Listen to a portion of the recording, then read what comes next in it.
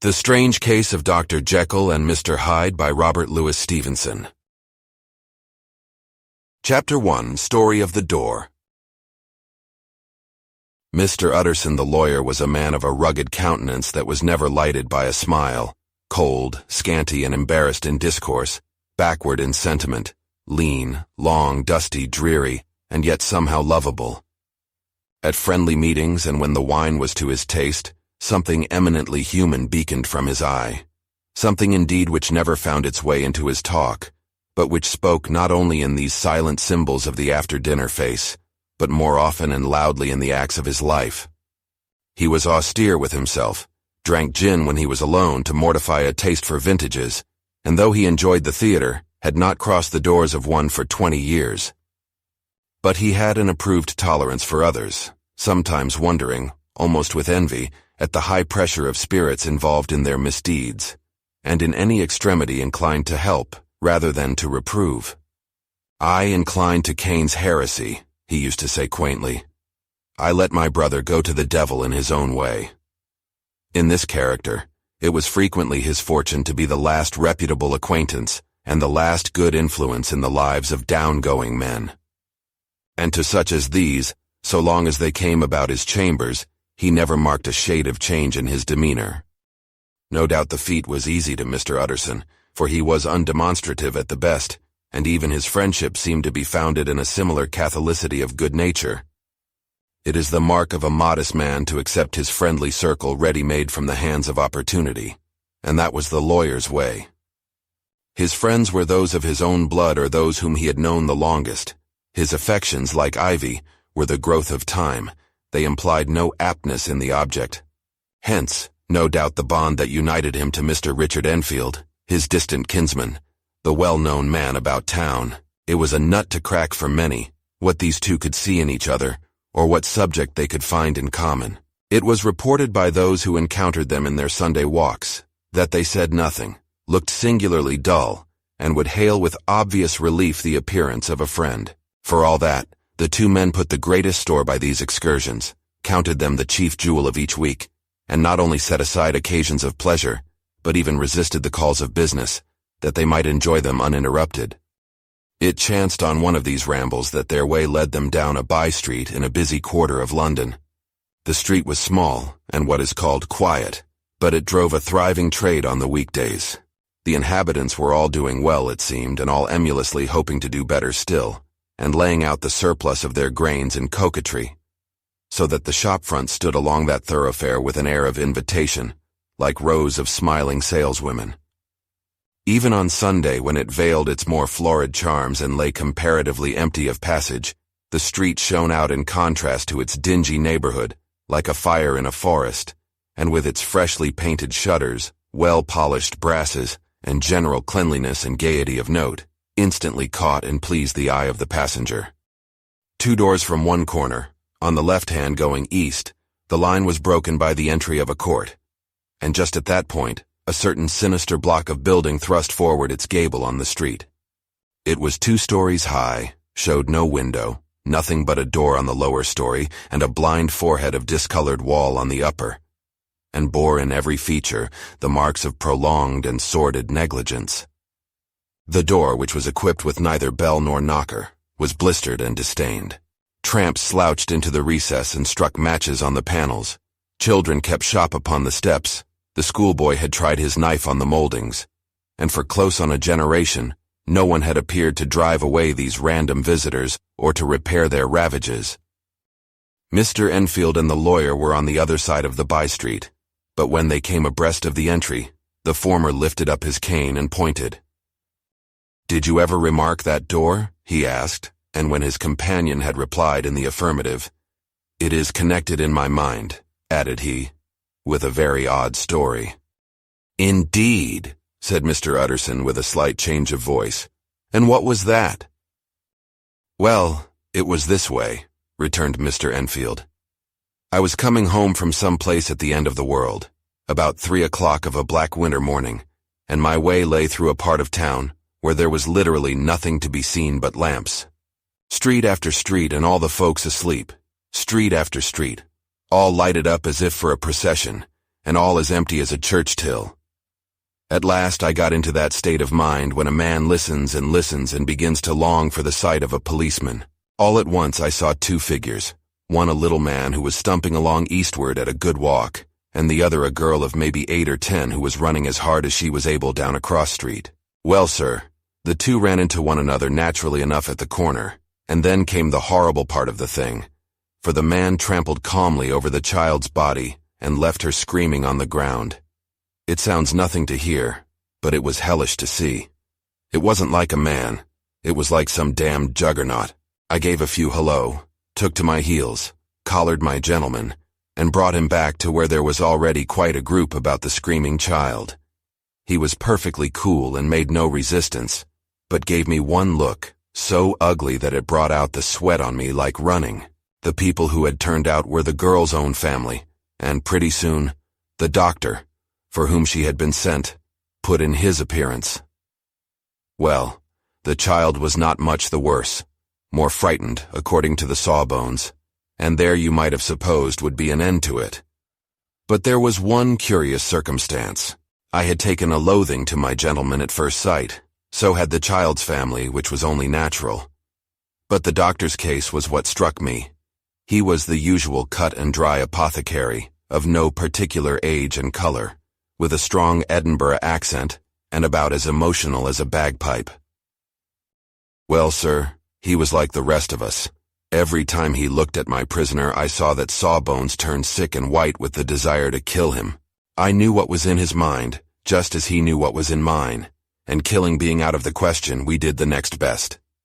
We told the man we could and would make such a scandal out of this as should make his name stink from one end of London to the other. If he had any friends or any credit, we undertook that he should lose them, and all the time, as we were pitching it in red hot, we were keeping the women off him as best we could, for they were as wild as harpies. I never saw a circle of such hateful faces, and there was the man in the middle with a kind of black sneering coolness, frightened too. I could see that, but carrying it off, sir, really like Satan.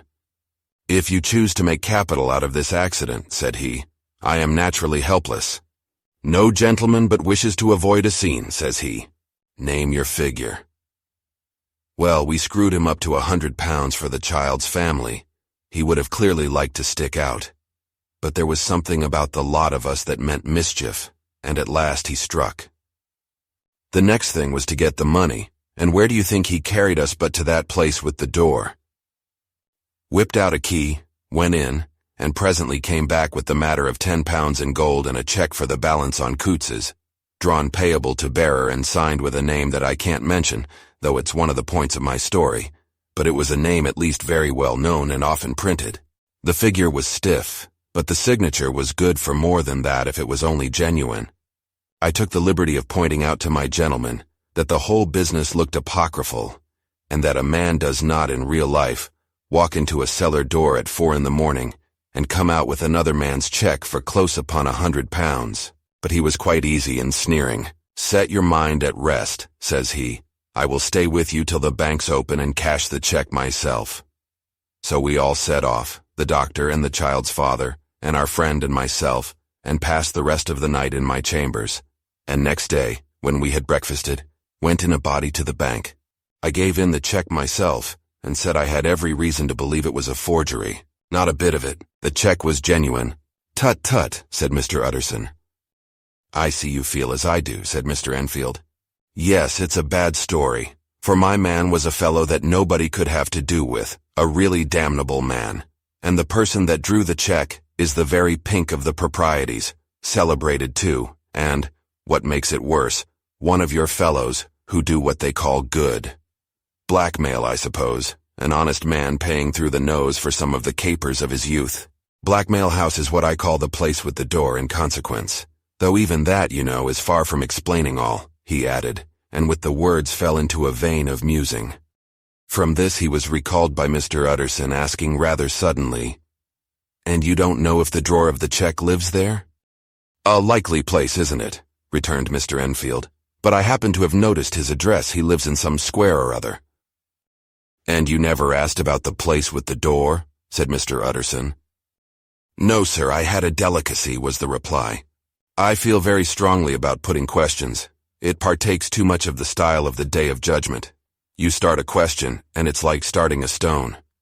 You sit quietly on the top of a hill, and away the stone goes, starting others. And presently some bland old bird, the last you would have thought of, is knocked on the head in his own back garden, and the family have to change their name. No, sir. I make it a rule of mine. The more it looks like Queer Street, the less I ask. A very good rule, too, said the lawyer. But I have studied the place for myself, continued Mr. Enfield. It seems scarcely a house. There is no other door, and nobody goes in or out of that one but, once in a great while, the gentleman of my adventure. There are 3 windows looking on the court on the first floor, none below. The windows are always shut, but they're clean. And then there is a chimney which is generally smoking, so somebody must live there. And yet it's not so sure, for the buildings are so packed together about the court that it's hard to say where one ends and another begins. The pair walked on again for a while in silence, and then, Enfield, said Mr. Utterson, that's a good rule of yours. Yes, I think it is, returned Enfield. But for all that, continued the lawyer, there's one point I want to ask. I want to ask the name of that man who walked over the child. Well, said Mr. Enfield, I can't see what harm it would do. It was a man of the name of Hyde. Said Mr. Utterson. What sort of a man is he to see? He's not easy to describe. There is something wrong with his appearance, something displeasing, something downright detestable. I never saw a man I so disliked, and yet I scarce know why. He must be deformed somewhere. He gives a strong feeling of deformity, although I couldn't specify the point. He's an extraordinary-looking man, and yet I really can name nothing out of the way. No, sir, I can make no hand of it. I can't describe him, and it's not one of memory, for I declare I can see him this moment.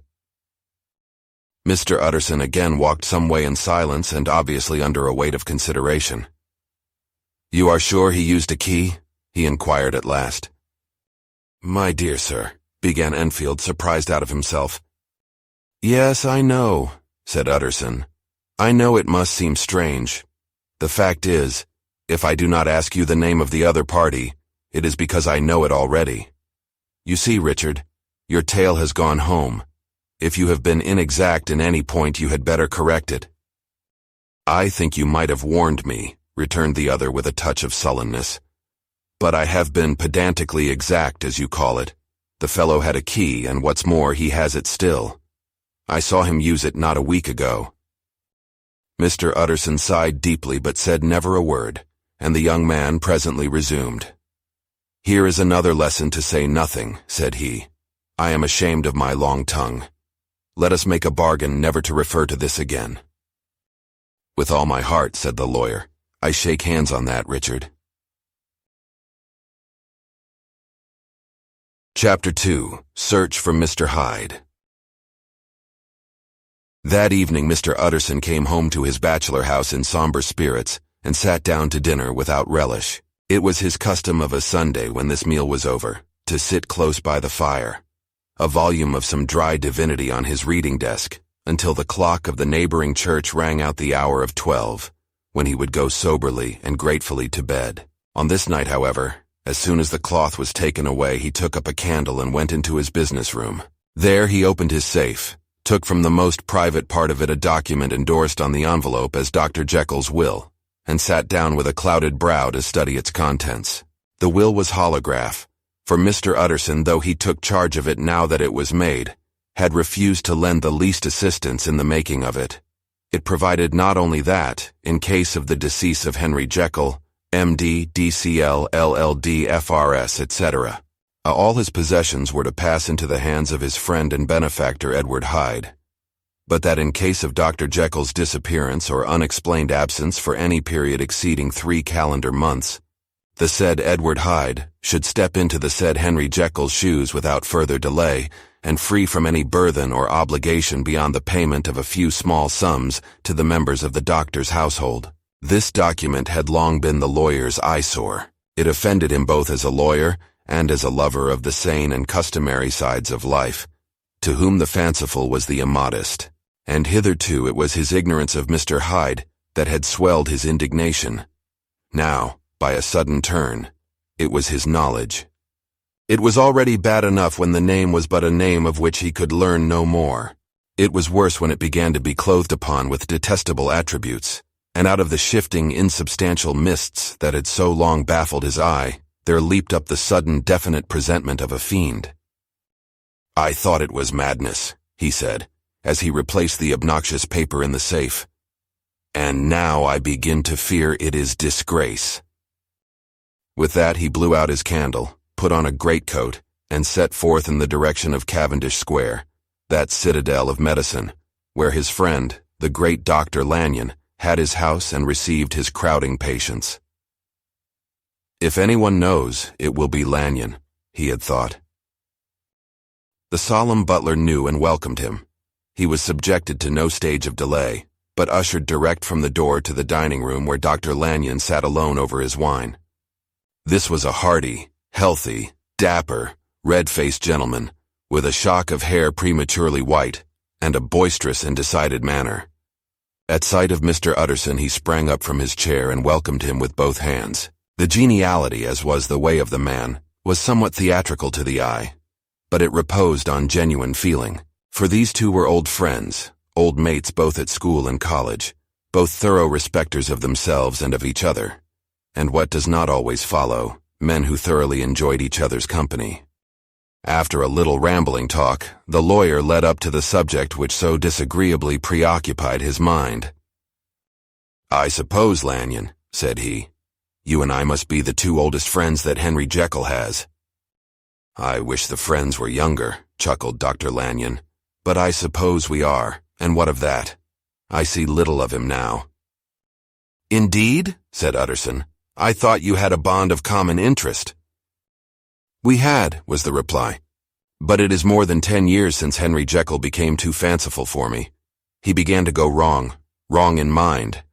And though of course I continue to take an interest in him for old sake's sake, as they say, I see, and I have seen devilish little of the man." "Such unscientific balderdash," added the doctor, flushing suddenly purple, "would have estranged Damon and Pythias." This little spirit of temper was somewhat of a relief to Mr. Utterson. They have only differed on some point of science, he thought, and being a man of no scientific passions, except in the matter of conveyancing, he even added, "It is nothing worse than that." He gave his friend a few seconds to recover his composure, and then approached the question he had come to put. "Did you ever come across a protégé of his one Hyde?" he asked. "Hyde?" repeated Lanyon. "No, never heard of him since my time." That was the amount of information that the lawyer carried back with him to the great dark bed on which he tossed to and fro, until the small hours of the morning began to grow large. It was a night of little ease to his toiling mind, toiling in mere darkness and besieged by questions. 6 o'clock struck on the bells of the church that was so conveniently near to Mr. Utterson's dwelling, and still he was digging at the problem. Hitherto it had touched him on the intellectual side alone, but now his imagination also was engaged, or rather enslaved, and as he lay and tossed in the gross darkness of the night and the curtained room, Mr. Enfield's tale went by before his mind in a scroll of lighted pictures. He would be aware of the great field of lamps of a nocturnal city, then of the figure of a man walking swiftly, then of a child running from the doctor's, and then these met, and that human juggernaut trod the child down and passed on regardless of her screams, or else he would see a room in a rich house where his friend lay asleep, dreaming and smiling at his dreams, and then the door of that room would be opened, the curtains of the bed plucked apart, the sleeper recalled, and lo, there would stand by his side a figure to whom power was given, and even at that dead hour he must rise and do its bidding. The figure in these two phases haunted the lawyer all night, and if at any time he dozed over, it was but to see it glide more stealthily through sleeping houses, or move the more swiftly, and still the more swiftly, even to dizziness, through wider labyrinths of lamp-lighted city, and at every street corner crush a child and leave her screaming, and still the figure had no face by which he might know it. Even in his dreams, it had no face, or one that baffled him and melted before his eyes. And thus it was that there sprang up and grew apace in the lawyer's mind a singularly strong, almost an inordinate curiosity to behold the features of the real Mr. Hyde. If he could but once set eyes on him, he thought the mystery would lighten and perhaps roll altogether away, as was the habit of mysterious things when well examined. He might see a reason for his friend's strange preference or bondage, call it which you please, and even for the startling clause of the will. At least it would be a face worth seeing, the face of a man who was without bowels of mercy, a face which had but to show itself to raise up in the mind of the unimpressionable Enfield a spirit of enduring hatred. From that time forward, Mr. Utterson began to haunt the door in the by-street of shops. In the morning before office hours, at noon when business was plenty and time scarce, at night under the face of the fogged city moon, by all lights and at all hours of solitude or concourse, the lawyer was to be found on his chosen post. If he be Mr. Hyde, he had thought, I shall be Mr. Seek. And at last his patience was rewarded. It was a fine dry night, frost in the air, the streets as clean as a ballroom floor, the lamps unshaken by any wind, drawing a regular pattern of light and shadow. By 10 o'clock, when the shops were closed, the by-street was very solitary, and in spite of the low growl of London from all round, very silent. Small sounds carried far. Domestic sounds out of the houses were clearly audible on either side of the roadway, and the rumor of the approach of any passenger preceded him by a long time. Mr. Utterson had been some minutes at his post, when he was aware of an odd light footstep drawing near. In the course of his nightly patrols, he had long grown accustomed to the quaint effect with which the footfalls of a single person, while he is still a great way off, suddenly spring out distinct from the vast hum and clatter of the city. Yet his attention had never before been so sharply and decisively arrested, and it was with a strong, superstitious prevision of success that he withdrew into the entry of the court.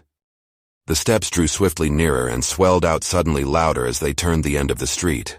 The lawyer, looking forth from the entry, could soon see what manner of man he had to deal with. He was small and very plainly dressed, and the look of him, even at that distance, went somehow strongly against the watcher's inclination. But he made straight for the door, crossing the roadway to save time, and as he came he drew a key from his pocket like one approaching home. Mr. Utterson stepped out and touched him on the shoulder as he passed. "Mr. Hyde, I think?"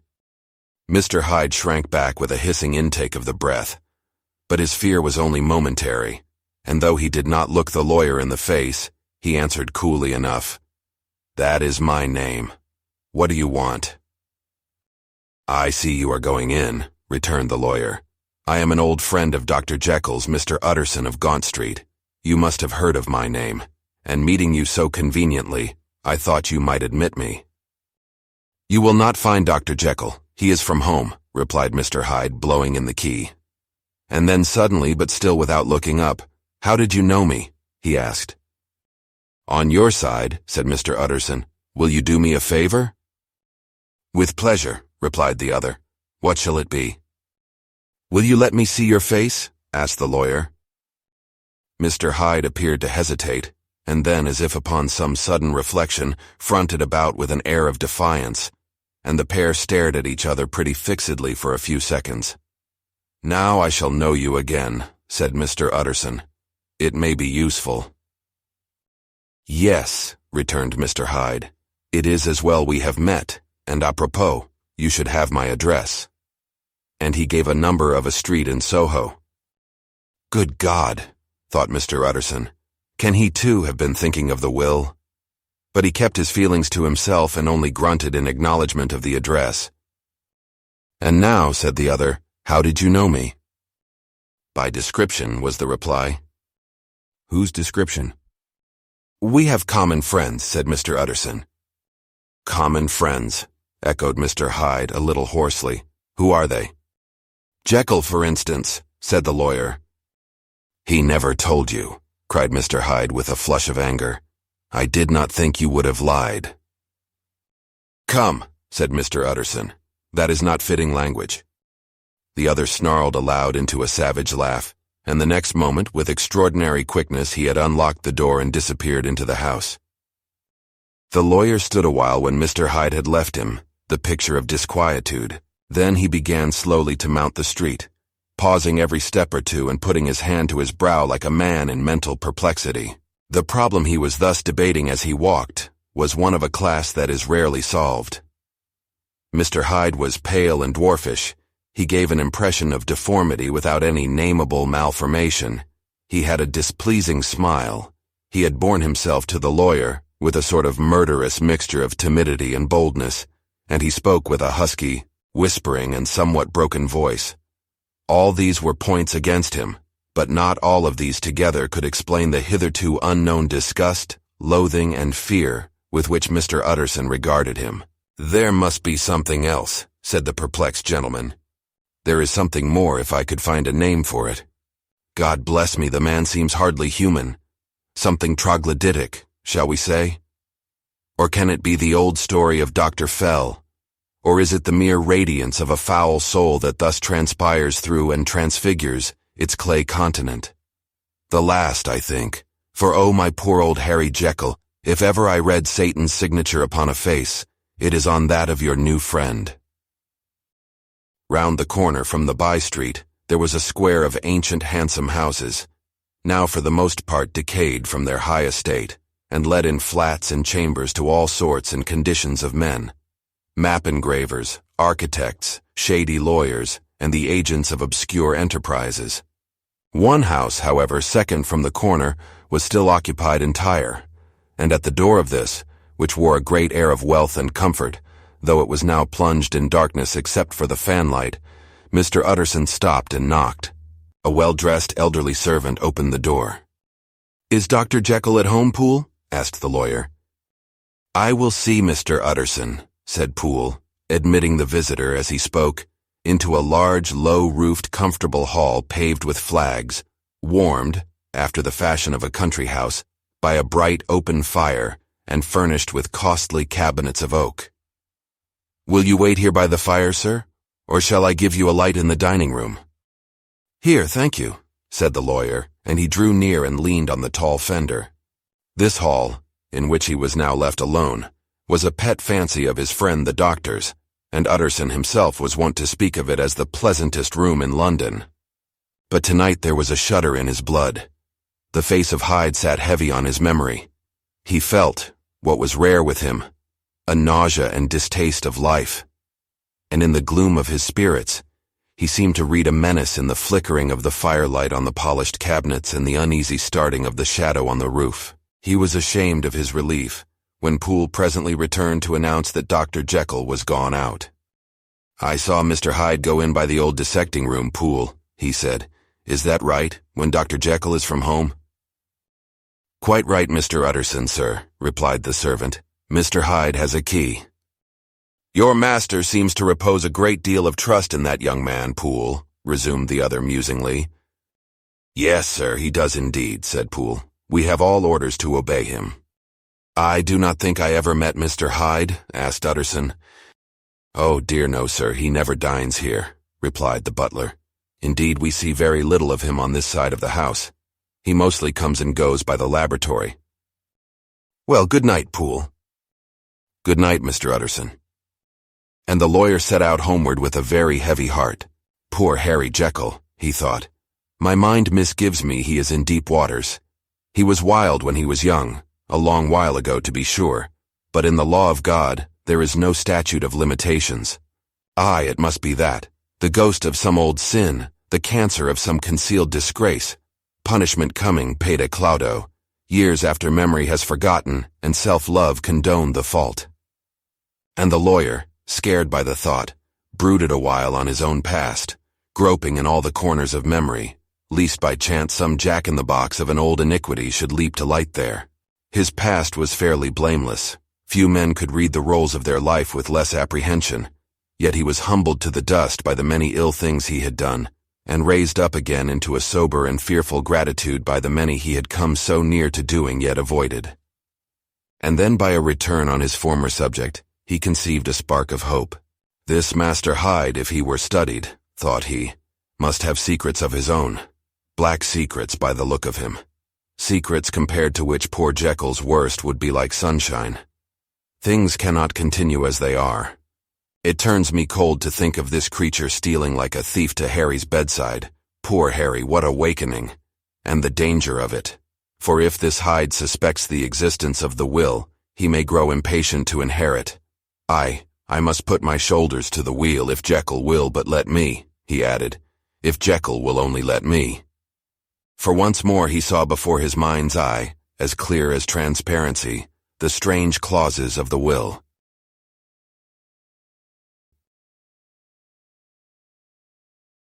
Chapter 3. Dr. Jekyll was quite at ease. A fortnight later, by excellent good fortune, the doctor gave one of his pleasant dinners to some 5 or 6 old cronies, all intelligent, reputable men, and all judges of good wine, and Mr. Utterson so contrived that he remained behind after the others had departed. This was no new arrangement, but a thing that had befallen many scores of times. Where Utterson was liked, he was liked well. Hosts loved to detain the dry lawyer, when the light-hearted and loose-tongued had already their foot on the threshold. They liked to sit a while in his unobtrusive company, practicing for solitude, sobering their minds in the man's rich silence after the expense and strain of gaiety. To this rule Dr. Jekyll was no exception, and as he now sat on the opposite side of the fire, a large, well-made, smooth-faced man of 50, with something of a slyish cast perhaps, but every mark of capacity and kindness you could see by his looks, that he cherished for Mr. Utterson a sincere and warm affection. "I have been wanting to speak to you, Jekyll," began the latter. "You know that will of yours?" A close observer might have gathered that the topic was distasteful, but the doctor carried it off gaily. "My poor Utterson," said he, "you are unfortunate in such a client. I never saw a man so distressed as you were by my will, unless it were that hide-bound pedant Lanyon, at what he called my scientific heresies. Oh, I know he's a good fellow, you needn't frown, an excellent fellow, and I always mean to see more of him, but a hide-bound pedant for all that. An ignorant, blatant pedant. I was never more disappointed in any man than Lanyon." "You know I never approved of it," pursued Utterson, ruthlessly disregarding the fresh topic. "My will? Yes, certainly, I know that," said the doctor a trifle sharply. "You have told me so." "Well, I tell you so again," continued the lawyer. "I have been learning something of young Hyde." The large, handsome face of Dr. Jekyll grew pale to the very lips, and there came a blackness about his eyes. "I do not care to hear more," said he. "This is a matter I thought we had agreed to drop." "What I heard was abominable," said Utterson. "It can make no change. You do not understand my position," returned the doctor, with a certain incoherency of manner. "I am painfully situated, Utterson. My position is a very strange one. It is one of those affairs that cannot be mended by talking." "Jekyll," said Utterson, "you know me. I am a man to be trusted. Make a clean breast of this in confidence, and I make no doubt I can get you out of it." "My good Utterson," said the doctor, "this is very good of you. This is downright good of you, and I cannot find words to thank you in. I believe you fully. I would trust you before any man alive, aye, before myself if I could make the choice, but indeed it isn't what you fancy. It is not as bad as that. And just to put your good heart at rest, I will tell you one thing. The moment I choose, I can be rid of Mr. Hyde. I give you my hand upon that, and I thank you again and again. And I will just add one little word, Utterson, that I'm sure you'll take in good part. This is a private matter, and I beg of you to let it sleep." Utterson reflected a little, looking in the fire. "I have no doubt you are perfectly right," he said at last, getting to his feet. "Well, but since we have touched upon this business, and for the last time I hope," continued the doctor, "there is one point I should like you to understand. I have really a very great interest in poor Hyde. I know you have seen him. He told me so. And I fear he was rude. But I do sincerely take a very great interest in that young man. And if I am taken away, Utterson, I wish you to promise me that you will bear with him and get his rights for him. I think you would if you knew all, and it would be a weight off my mind if you would promise." "I can't pretend that I shall ever like him," said the lawyer. "I don't ask that," pleaded Jekyll, laying his hand upon the other's arm. "I only ask for justice. I only ask you to help him for my sake, when I am no longer here." Utterson heaved an irrepressible sigh. "Well," said he, "I promise." Chapter 4. The Carew Murder Case. Nearly a year later, in the month of October 18th, London was startled by a crime of singular ferocity, and rendered all the more notable by the high position of the victim. The details were few and startling. A maidservant living alone in a house not far from the river had gone upstairs to bed about 11. Although a fog rolled over the city in the small hours, the early part of the night was cloudless, and the lane, which the maid's window overlooked, was brilliantly lit by the full moon. It seems she was romantically given, for she sat down upon her box which stood immediately under the window, and fell into a dream of musing. Never, she used to say with streaming tears when she narrated that experience, never had she felt more at peace with all men, or thought more kindly of the world. And as she so sat, she became aware of an aged, beautiful gentleman with white hair, drawing near along the lane, and advancing to meet him, another and very small gentleman, to whom at first she paid less attention. When they had come within speech, which was just under the maid's eyes, the older man bowed and accosted the other with a very pretty manner of politeness. It did not seem as if the subject of his address were of great importance. Indeed, from his pointing, it sometimes appeared as if he were only inquiring his way. But the moon shone on his face as he spoke, and the girl was pleased to watch it. It seemed to breathe such an innocent and old-world kindness of disposition, yet with something high, too, as of a well-founded self-content. Presently her eye wandered to the other, and she was surprised to recognize in him a certain Mr. Hyde, who had once visited her master and for whom she had conceived a dislike. He had in his hand a heavy cane with which he was trifling, but he answered never a word, and seemed to listen with an ill-contained impatience. And then all of a sudden he broke out in a great flame of anger, stamping with his foot, brandishing the cane and carrying on, as the maid described it, like a madman.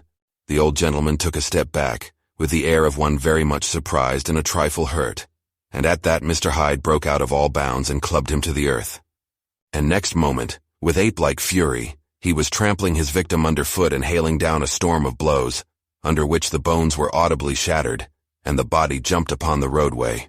At the horror of these sights and sounds, the maid fainted. It was 2 o'clock when she came to herself and called for the police. The murderer was gone long ago, but there lay his victim in the middle of the lane, incredibly mangled. The stick with which the deed had been done, although it was of some rare and very tough and heavy wood, had broken in the middle under the stress of this insensate cruelty, and one splintered half had rolled in the neighboring gutter. The other, without doubt, had been carried away by the murderer. A purse and gold watch were found upon the victim, but no cards or papers except a sealed and stamped envelope, which he had been probably carrying to the post, and which bore the name and address of Mr. Utterson. This was brought to the lawyer the next morning before he was out of bed, and he had no sooner seen it and been told the circumstances than he shot out a solemn lip. "I shall say nothing till I have seen the body," said he. "This may be very serious. Have the kindness to wait while I dress." And with the same grave countenance he hurried through his breakfast and drove to the police station, whither the body had been carried. As soon as he came into the cell he nodded. "Yes," said he, "I recognize him. I am sorry to say that this is Sir Danvers Carew." "Good God, sir!" exclaimed the officer. "Is it possible?" And the next moment his eye lighted up with professional ambition. "This will make a deal of noise," he said, "and perhaps you can help us to the man." And he briefly narrated what the maid had seen, and showed the broken stick. Mr. Utterson had already quailed at the name of Hyde, but when the stick was laid before him, he could doubt no longer. Broken and battered as it was, he recognized it for one that he had himself presented many years before to Henry Jekyll. "Is this Mr. Hyde a person of small stature?" he inquired.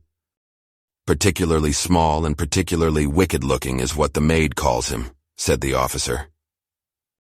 Mr. Utterson reflected, and then raising his head, "If you will come with me in my cab," he said, "I think I can take you to his house." It was by this time about 9 in the morning, and the first fog of the season.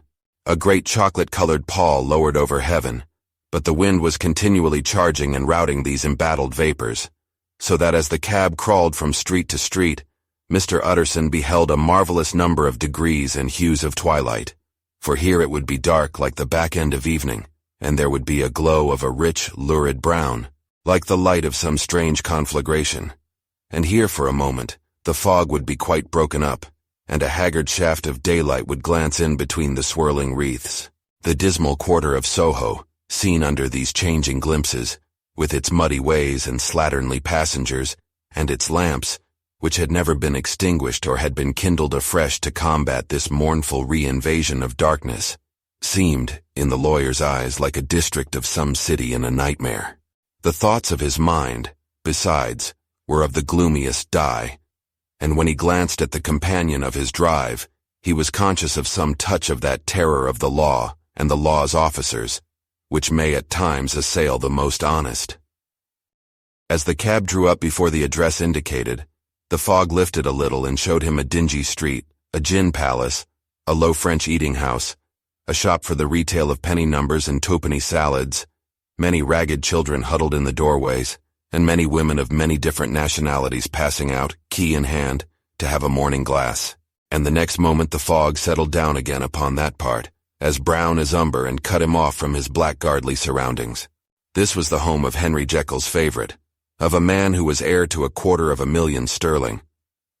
An ivory-faced and silvery-haired old woman opened the door. She had an evil face smoothed by hypocrisy, but her manners were excellent. Yes, she said, this was Mr. Hyde's, but he was not at home.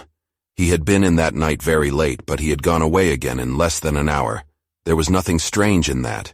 His habits were very irregular, and he was often absent. For instance, it was nearly 2 months since she had seen him till yesterday. Very well, then, we wish to see his rooms, said the lawyer. And when the woman began to declare it was impossible, I had better tell you who this person is, he added. This is Inspector Newcomen of Scotland Yard. A flash of odious joy appeared upon the woman's face. Ah, said she, he is in trouble. What has he done? Mr. Utterson and the inspector exchanged glances. He don't seem a very popular character, observed the latter. And now, my good woman, just let me and this gentleman have a look about us. In the whole extent of the house, which but for the old woman remained otherwise empty, Mr. Hyde had only used a couple of rooms, but these were furnished with luxury and good taste. A closet was filled with wine, the plate was of silver, the napery elegant. A good picture hung upon the walls, a gift, as Utterson supposed, from Henry Jekyll, who was much of a connoisseur, and the carpets were of many plies and agreeable in color. At this moment, however, the rooms bore every mark of having been recently and hurriedly ransacked. Clothes lay about the floor, with their pockets inside out. Lock-fast drawers stood open, and on the hearth there lay a pile of gray ashes, as though many papers had been burned. From these embers the inspector disinterred the butt end of a green check-book, which had resisted the action of the fire. The other half of the stick was found behind the door, and as this clinched his suspicions, the officer declared himself delighted. A visit to the bank, where several £1,000s were found to be lying to the murderer's credit, completed his gratification. You may depend upon it, sir, he told Mr. Utterson. I have him in my hand. He must have lost his head, or he never would have left the stick or, above all, burned the checkbook. Why, money's life to the man. We have nothing to do but wait for him at the bank and get out the handbills. This last, however, was not so easy of accomplishment, for Mr. Hyde had numbered few familiars. Even the master of the servant maid had only seen him twice. His family could nowhere be traced, he had never been photographed, and the few who could describe him differed widely, as common observers will. Only on one point were they agreed, and that was the haunting sense of unexpressed deformity with which the fugitive impressed his beholders. Chapter 5. Incident of the Letter. It was late in the afternoon, when Mr. Utterson found his way to Dr. Jekyll's door, where he was at once admitted by Poole, and carried down by the kitchen offices and across a yard which had once been a garden, to the building which was indifferently known as the laboratory or dissecting rooms. The doctor had bought the house from the heirs of a celebrated surgeon, and his own tastes being rather chemical than anatomical, had changed the destination of the block at the bottom of the garden. It was the first time that the lawyer had been received in that part of his friend's quarters, and he eyed the dingy, windowless structure with curiosity, and gazed round with a distasteful sense of strangeness as he crossed the theater, once crowded with eager students and now lying gaunt and silent, the tables laden with chemical apparatus, the floor strewn with crates and littered with packing straw, and the light falling dimly through the foggy cupola. At the further end, a flight of stairs mounted to a door covered with red baize, and through this, Mr. Utterson was at last received into the doctor's cabinet. It was a large room fitted round with glass presses, furnished, among other things, with a cheval glass and a business table, and looking out upon the court by 3 dusty windows barred with iron. The fire burned in the grate, a lamp was set lighted on the chimney shelf, for even in the houses the fog began to lie thickly, and there, close up to the warmth, sat Dr. Jekyll, looking deathly sick. He did not rise to meet his visitor, but held out a cold hand and bade him welcome in a changed voice. "And now," said Mr. Utterson, as soon as Poole had left them, "you have heard the news?" The doctor shuddered. "They were crying it in the square," he said. "I heard them in my dining room." "One word," said the lawyer. "Carew was my client, but so are you, and I want to know what I am doing. You have not been mad enough to hide this fellow?" "Utterson, I swear to God," cried the doctor. "I swear to God I will never set eyes on him again. I bind my honor to you that I am done with him in this world. It is all at an end. And indeed he does not want my help. You do not know him as I do. He is safe, he is quite safe. Mark my words, he will never more be heard of." The lawyer listened gloomily. He did not like his friend's feverish manner. "You seem pretty sure of him," said he, "and for your sake I hope you may be right. If it came to a trial, your name might appear." "I am quite sure of him," replied Jekyll. "I have grounds for certainty that I cannot share with anyone, but there is one thing on which you may advise me. I have received a letter, and I am at a loss whether I should show it to the police. I should like to leave it in your hands, Utterson. You would judge wisely, I am sure. I have so great a trust in you." "You fear, I suppose, that it might lead to his detection?" asked the lawyer. "No," said the other. "I cannot say that I care what becomes of Hyde. I am quite done with him. I was thinking of my own character, which this hateful business has rather exposed." Utterson ruminated a while. He was surprised at his friend's selfishness, and yet relieved by it. "Well," said he at last, "let me see the letter."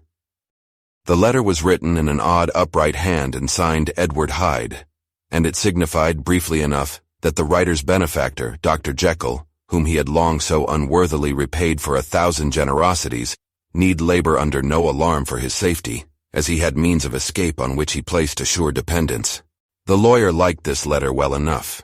It put a better color on the intimacy than he had looked for, and he blamed himself for some of his past suspicions. "Have you the envelope?" he asked. "I burned it," replied Jekyll, "before I thought what I was about, but it bore no postmark. The note was handed in."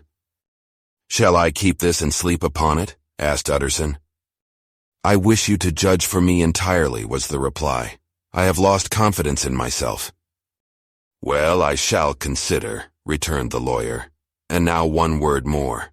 It was Hyde who dictated the terms in your will about that disappearance?" The doctor seemed seized with a qualm of faintness. He shut his mouth tight and nodded. "I knew it," said Utterson. "He meant to murder you. You had a fine escape." "I have had what is far more to the purpose," returned the doctor solemnly. "I have had a lesson, O God, Utterson. What a lesson I have had." And he covered his face for a moment with his hands. On his way out, the lawyer stopped and had a word or two with Poole. "By the by," said he, "there was a letter handed in today. What was the messenger like?" But Poole was positive nothing had come except by post, And only circulars by that, he added. This news sent off the visitor with his fears renewed. Plainly the letter had come by the laboratory door. Possibly indeed it had been written in the cabinet. And if that were so, it must be differently judged, and handled with the more caution. The newsboys, as he went, were crying themselves hoarse along the footways. Special edition, shocking murder of an MP.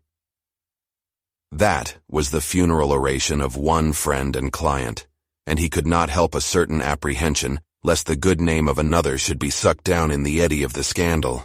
It was at least a ticklish decision that he had to make, and self-reliant as he was by habit, he began to cherish a longing for advice.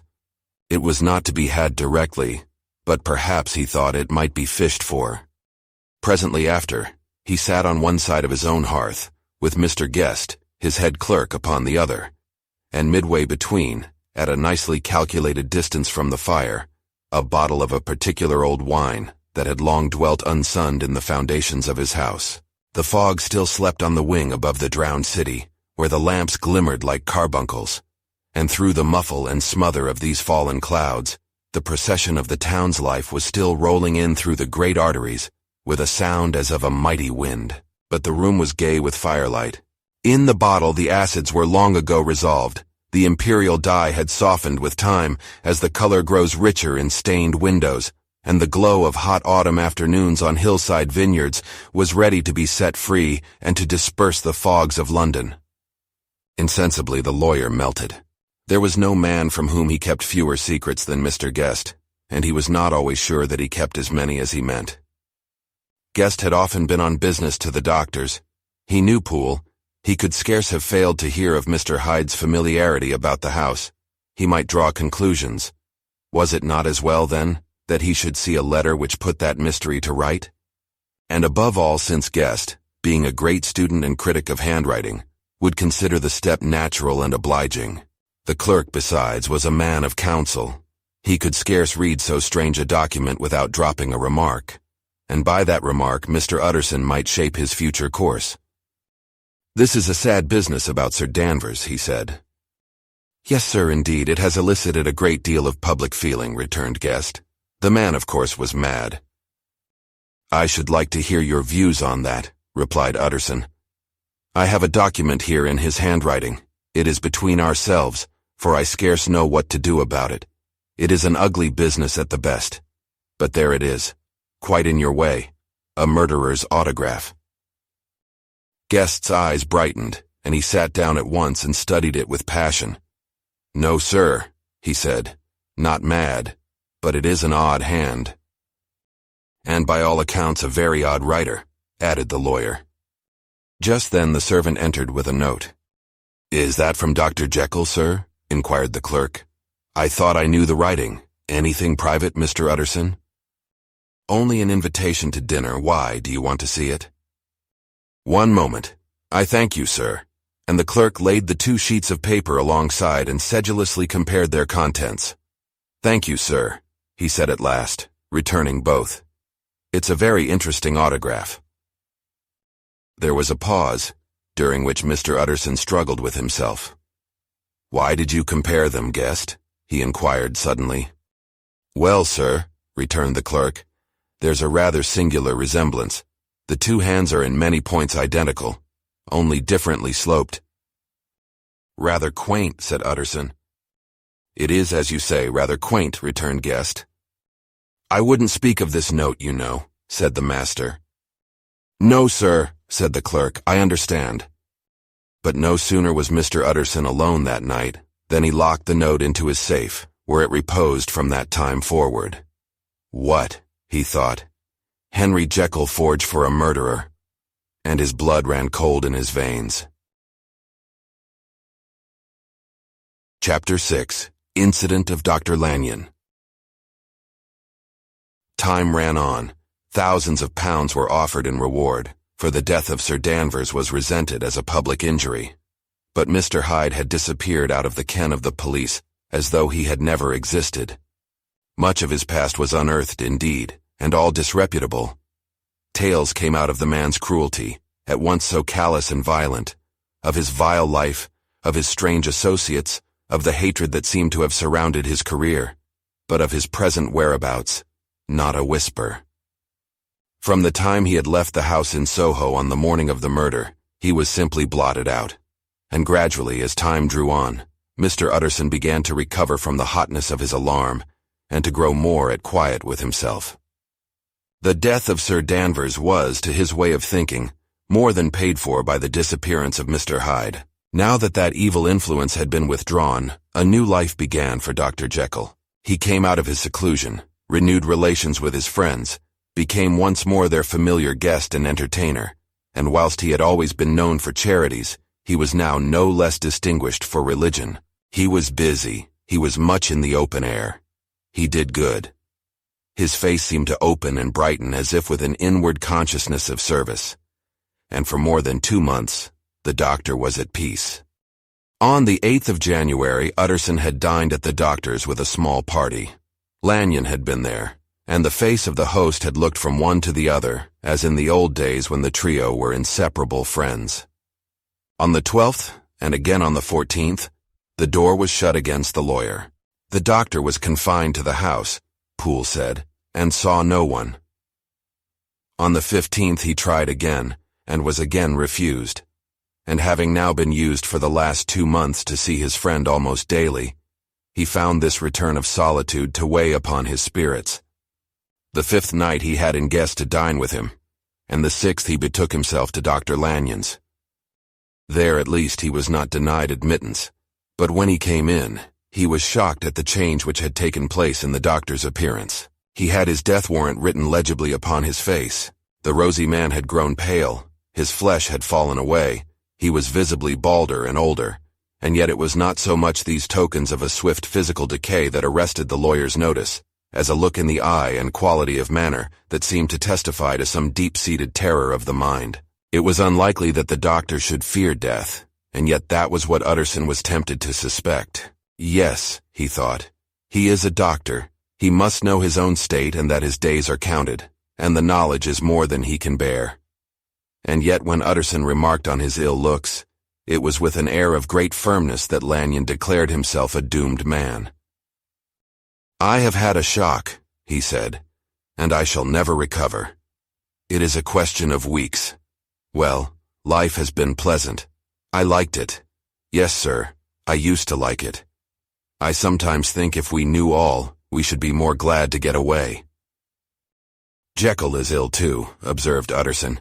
"Have you seen him?" But Lanyon's face changed, and he held up a trembling hand. "I wish to see or hear no more of Dr. Jekyll," he said in a loud, unsteady voice.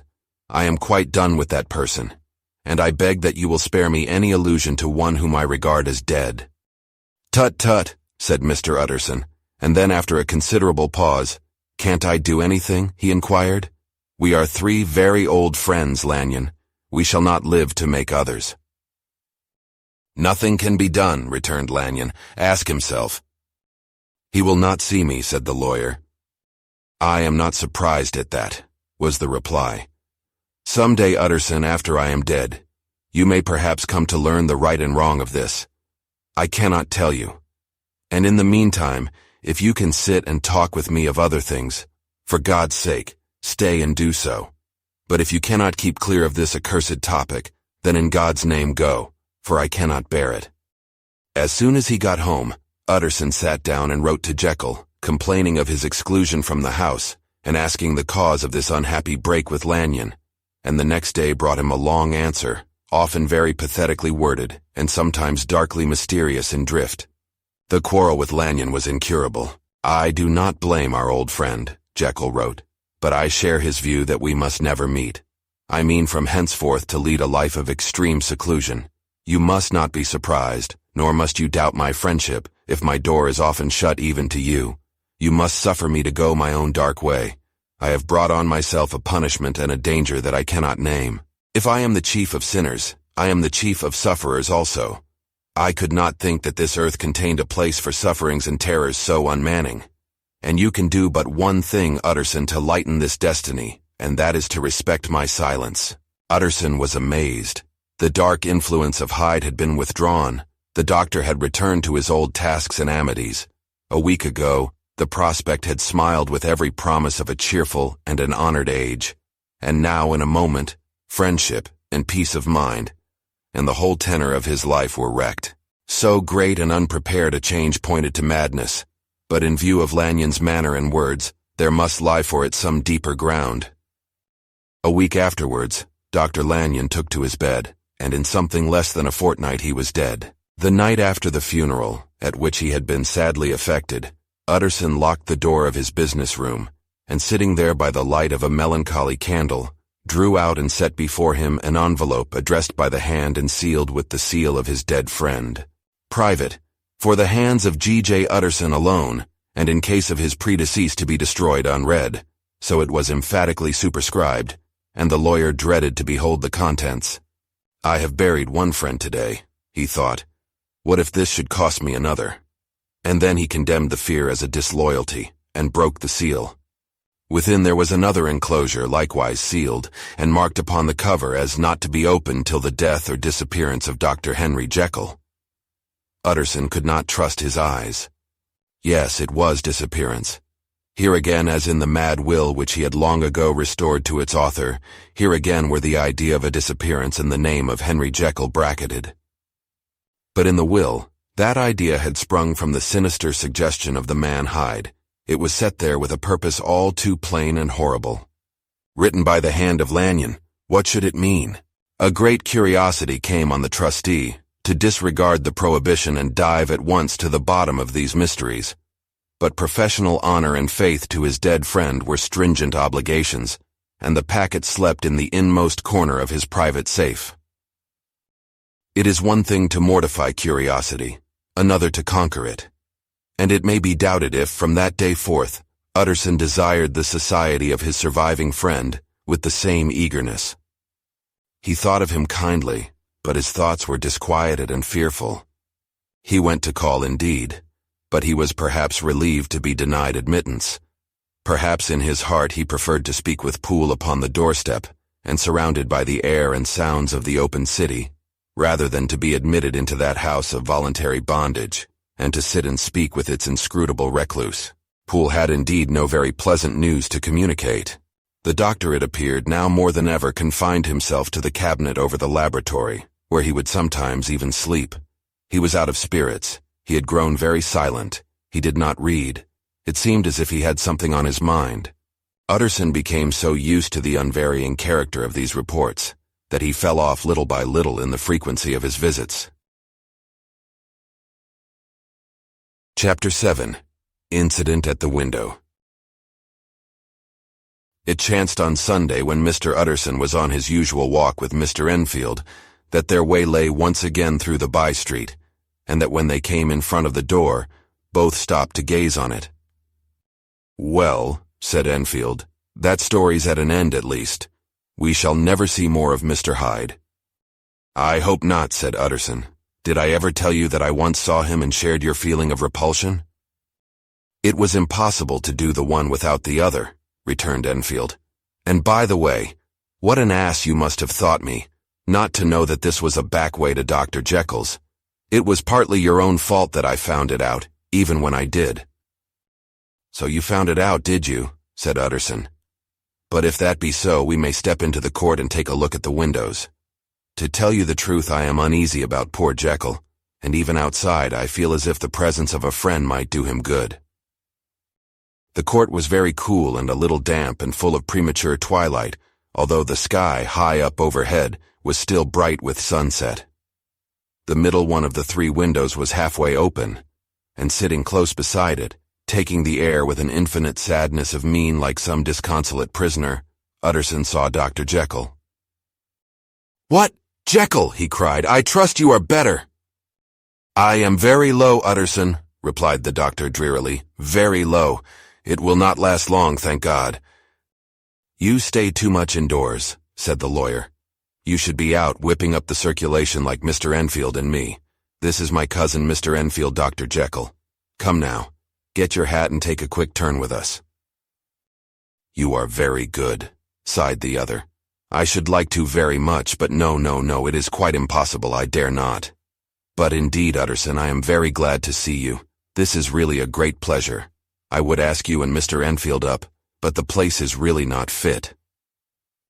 "Why then," said the lawyer good-naturedly, "the best thing we can do is to stay down here and speak with you from where we are." "That is just what I was about to venture to propose," returned the doctor with a smile. But the words were hardly uttered before the smile was struck out of his face and succeeded by an expression of such abject terror and despair as froze the very blood of the two gentlemen below. They saw it, but for a glimpse, for the window was instantly thrust down. But that glimpse had been sufficient, and they turned and left the court without a word. In silence, too, they traversed the by-street, and it was not until they had come into a neighboring thoroughfare, where even upon a Sunday there were still some stirrings of life, that Mr. Utterson at last turned and looked at his companion. They were both pale, and there was an answering horror in their eyes. God forgive us, said Mr. Utterson. But Mr. Enfield only nodded his head very seriously, and walked on once more in silence. Chapter 8. The Last Night. Mr. Utterson was sitting by his fireside one evening after dinner, when he was surprised to receive a visit from Poole. "Bless me, Poole, what brings you here?" he cried, and then taking a second look at him, "What ails you?" he added. "Is the doctor ill?" "Mr. Utterson," said the man, "there is something wrong." "Take a seat, and here is a glass of wine for you," said the lawyer. "Now take your time and tell me plainly what you want." "You know the doctor's ways, sir," replied Poole, "and how he shuts himself up. Well, he's shut up again in the cabinet, and I don't like it, sir. I wish I may die if I like it. Mr. Utterson, sir, I'm afraid." "Now, my good man," said the lawyer, "be explicit. What are you afraid of?" "I've been afraid for about a week," returned Poole, doggedly disregarding the question, "and I can bear it no more." The man's appearance amply bore out his words. His manner was altered for the worse, and except for the moment when he had first announced his terror, he had not once looked the lawyer in the face. Even now, he sat with the glass of wine untasted on his knee, and his eyes directed to a corner of the floor. "I can bear it no more," he repeated. "Come," said the lawyer. "I see you have some good reason, Poole. I see there is something seriously amiss. Try to tell me what it is." "I think there's been foul play," said Poole hoarsely. "Foul play!" cried the lawyer, a good deal frightened and rather inclined to be irritated in consequence. "What foul play? What does the man mean?" "I daren't say, sir," was the answer, "but will you come along with me and see for yourself?" Mr. Utterson's only answer was to rise and get his hat and greatcoat, but he observed with wonder the greatness of the relief that appeared upon the butler's face, and perhaps with no less, that the wine was still untasted when he set it down to follow. It was a wild, cold, seasonable night of March, with a pale moon, lying on her back as though the wind had tilted her, and flying wrack of the most diaphanous and lawny texture. The wind made talking difficult and flecked the blood into the face. It seemed to have swept the streets unusually bare of passengers. Besides, for Mr. Utterson thought he had never seen that part of London so deserted. He could have wished it otherwise. Never in his life had he been conscious of so sharp a wish to see and touch his fellow creatures. For struggle as he might, there was borne in upon his mind a crushing anticipation of calamity. The square, when they got there, was full of wind and dust, and the thin trees in the garden were lashing themselves along the railing. Poole, who had kept all the way a pace or two ahead, now pulled up in the middle of the pavement, and in spite of the biting weather, took off his hat and mopped his brow with a red pocket handkerchief. But for all the hurry of his coming, these were not the dews of exertion that he wiped away, but the moisture of some strangling anguish, for his face was white, and his voice, when he spoke, harsh and broken. "Well, sir," he said, "here we are, and God grant there be nothing wrong." "Amen, Poole," said the lawyer. Thereupon the servant knocked in a very guarded manner. The door was opened on the chain, and a voice asked from within, "Is that you, Poole?" "It's all right," said Poole. "Open the door." The hall, when they entered it, was brightly lighted up. The fire was built high, and about the hearth the whole of the servants, men and women, stood huddled together like a flock of sheep. At the sight of Mr. Utterson, the housemaid broke into hysterical whimpering, and the cook, crying out, "Bless God, it's Mr. Utterson," ran forward as if to take him in her arms. What, are you all here?" said the lawyer peevishly. "Very irregular, very unseemly. Your master would be far from pleased." "They're all afraid," said Poole. Blank silence followed, no one protesting. Only the maid lifted her voice and now wept loudly. "Hold your tongue," Poole said to her, with a ferocity of accent that testified to his own jangled nerves. And indeed, when the girl had so suddenly raised the note of her lamentation, they had all started and turned towards the inner door with faces of dreadful expectation. "And now," continued the butler, addressing the knife boy, "reach me a candle, and we'll get this through hands at once." And then he begged Mr. Utterson to follow him, and led the way to the back garden. "Now, sir," said he, "you come as gently as you can. I want you to hear, and I don't want you to be heard. And see here, sir, if by any chance he was to ask you in, don't go." Mr. Utterson's nerves, at this unlooked-for termination, gave a jerk that nearly threw him from his balance. But he recollected his courage, and followed the butler into the laboratory building through the surgical theater, with its lumber of crates and bottles, to the foot of the stair. Here Poole motioned him to stand on one side and listen, while he himself, setting down the candle and making a great and obvious call on his resolution, mounted the steps and knocked with a somewhat uncertain hand on the red baize of the cabinet door. "Mr. Utterson, sir, asking to see you," he called, and even as he did so, once more violently signed to the lawyer to give ear. A voice answered from within. "Tell him I cannot see anyone," it said complainingly. "Thank you, sir," said Poole, with a note of something like triumph in his voice, and taking up his candle, he led Mr. Utterson back across the yard and into the great kitchen, where the fire was out and the beetles were leaping on the floor.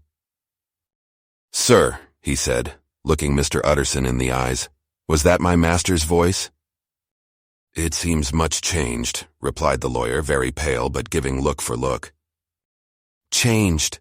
Well, yes, I think so," said the butler. "Have I been 20 years in this man's house to be deceived about his voice? No, sir. Master's made away with. He was made away with 8 days ago, when we heard him cry out upon the name of God. And who's in there instead of him, and why it stays there, is a thing that cries to heaven, Mr. Utterson." "This is a very strange tale, Poole. This is rather a wild tale, my man," said Mr. Utterson, biting his finger.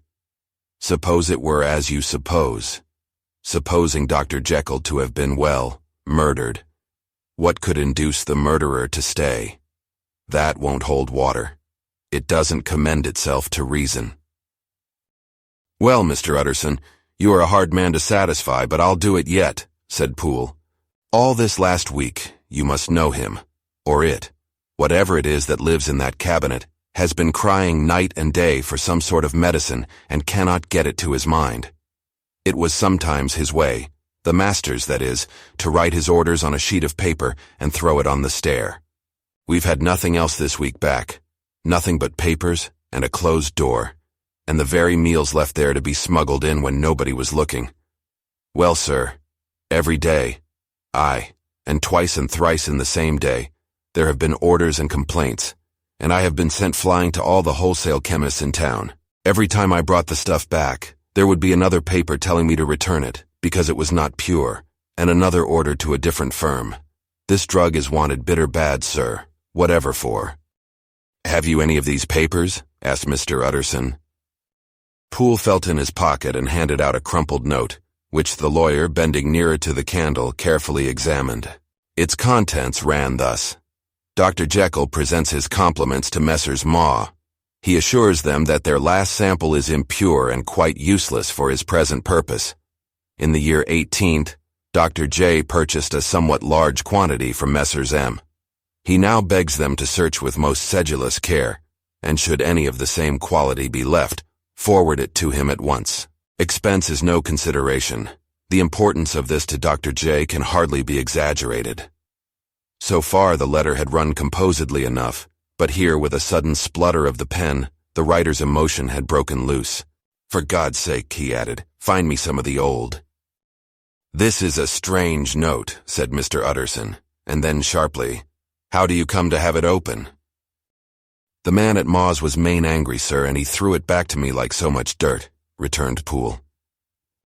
"This is unquestionably the doctor's hand, do you know?" resumed the lawyer. "I thought it looked like it," said the servant rather sulkily, and then, with another voice, "But what matters hand of right?" he said. "I've seen him." "Seen him?" repeated Mr. Utterson. "Well?" "That's it," said Poole. "It was this way. I came suddenly into the theater from the garden.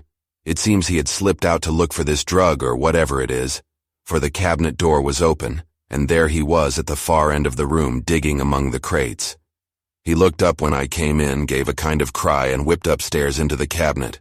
It was but for 1 minute that I saw him, but the hair stood upon my head like quills. Sir, if that was my master, why had he a mask upon his face? If it was my master, why did he cry out like a rat and run from me? I have served him long enough. And then—" The man paused and passed his hand over his face. "These are all very strange circumstances," said Mr. Utterson, "but I think I begin to see daylight. Your master, Poole, is plainly seized with one of those maladies that both torture and deform the sufferer. Hence, for aught I know, the alteration of his voice. Hence the mask and the avoidance of his friends. Hence his eagerness to find this drug, by means of which the poor soul retains some hope of ultimate recovery. God grant that he be not deceived. There is my explanation. It is sad enough, Poole, aye, and appalling to consider, but it is plain and natural, hangs well together, and delivers us from all exorbitant alarms." "Sir," said the butler, turning to a sort of mottled pallor, "that thing was not my master, and there's the truth.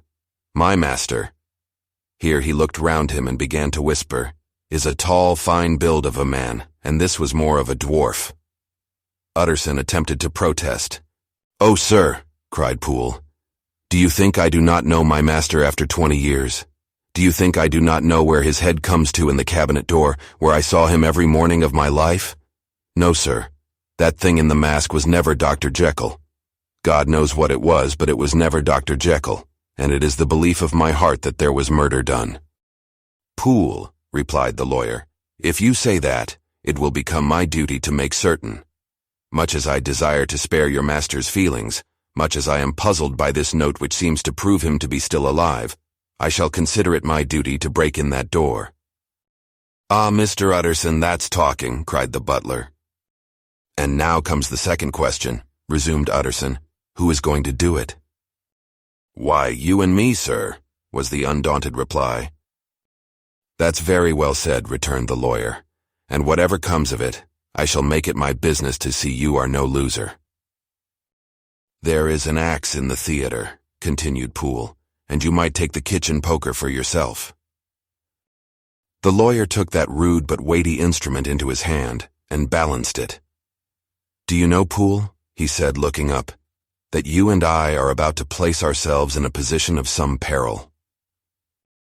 "You may say so, sir, indeed," returned the butler. "It is well, then, that we should be frank," said the other. "We both think more than we have said. Let us make a clean breast. This masked figure that you saw, did you recognize it?" "Well, sir, it went so quick, and the creature was so doubled up that I could hardly swear to that," was the answer. "But if you mean was it Mr. Hyde, why, yes, I think it was. You see, it was much of the same bigness, and it had the same quick, light way with it, and then who else could have got in by the laboratory door? You have not forgot, sir, that at the time of the murder he had still the key with him? But that's not all. I don't know, Mr. Utterson, if you ever met this Mr. Hyde." "Yes," said the lawyer. "I once spoke with him." "Then you must know as well as the rest of us that there was something queer about that gentleman, something that gave a man a turn. I don't know rightly how to say it, sir, beyond this. That you felt in your marrow kind of cold and thin." "I own I felt something of what you describe," said Mr. Utterson. "Quite so, sir," returned Poole. "Well, when that masked thing like a monkey jumped from among the chemicals and whipped into the cabinet, it went down my spine like ice. Oh, I know it's not evidence, Mr. Utterson. I'm book-learned enough for that. But a man has his feelings, and I give you my Bible word it was Mr. Hyde." Aye, said the lawyer. "My fears incline to the same point. Evil, I fear, founded evil was sure to come of that connection. I believe you. I believe poor Harry is killed, and I believe his murderer, for what purpose God alone can tell, is still lurking in his victim's room. Well, let our name be Vengeance. Call Bradshaw." The footman came at the summons, very white and nervous. "Pull yourself together, Bradshaw," said the lawyer. "This suspense, I know, is telling upon all of you, but it is now our intention to make an end of it. Poole, here, and I are going to force our way into the cabinet. If all is well, my shoulders are broad enough to bear the blame. Meanwhile, lest anything should really be amiss or any malefactor seek to escape by the back, you and the boy must go round the corner with a pair of good sticks and take your post at the laboratory door. We give you 10 minutes to get to your stations." As Bradshaw left, the lawyer looked at his watch. "And now, Poole, let us get to ours," he said, and taking the poker under his arm, led the way into the yard. The scud had banked over the moon, and it was now quite dark. The wind, which only broke in puffs and drafts into that deep well of building, tossed the light of the candle to and fro about their steps, until they came into the shelter of the theater, where they sat down silently to wait. London hummed solemnly all around, but nearer at hand, the stillness was only broken by the sounds of a footfall moving to and fro along the cabinet floor. "So it will walk all day, sir," whispered Poole. "Aye, and the better part of the night. Only when a new sample comes from the chemist, there's a bit of a break. Ah, it's an ill conscience that's such an enemy to rest. Ah, sir, there's blood foully shed in every step of it. But hark again a little closer, put your heart in your ears, Mr. Utterson, and tell me, is that the doctor's foot?" The steps fell lightly and oddly, with a certain swing, for all they went so slowly. It was different indeed from the heavy creaking tread of Henry Jekyll. Utterson sighed. "Is there never anything else?" he asked. Poole nodded. "Once," he said. "Once I heard it weeping." "Weeping? How that?" said the lawyer, conscious of a sudden chill of horror. "Weeping like a woman or a lost soul," said the butler. "I came away with that upon my heart that I could have wept too."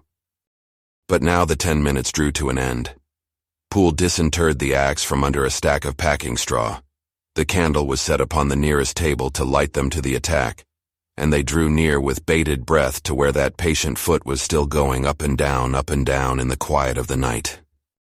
"Jekyll," cried Utterson with a loud voice, "I demand to see you." He paused a moment, but there came no reply. "I give you fair warning. Our suspicions are aroused, and I must and shall see you," he resumed. "If not by fair means, then by foul, if not of your consent, then by brute force." "Utterson," said the voice, "for God's sake have mercy." "Ah, that's not Jekyll's voice, it's Hyde's," cried Utterson. "Down with the door, Poole." Poole swung the axe over his shoulder. The blow shook the building, and the red baize door leaped against the lock and hinges. A dismal screech, as of mere animal terror, rang from the cabinet. Up went the axe again, and again the panels crashed and the frame bounded. 4 times the blow fell. But the wood was tough and the fittings were of excellent workmanship, and it was not until the 5th that the lock burst, and the wreck of the door fell inwards on the carpet. The besiegers, appalled by their own riot and the stillness that had succeeded, stood back a little and peered in. There lay the cabinet before their eyes in the quiet lamplight, a good fire glowing and chattering on the hearth, the kettle singing its thin strain, a drawer or two open, papers neatly set forth on the business table, and nearer the fire, the things laid out for tea. The quietest room, you would have said. And, but for the glazed presses full of chemicals, the most commonplace that night in London. Right in the middle there lay the body of a man sorely contorted and still twitching. They drew near on tiptoe, turned it on its back, and beheld the face of Edward Hyde. He was dressed in clothes far too large for him, clothes of the doctor's bigness.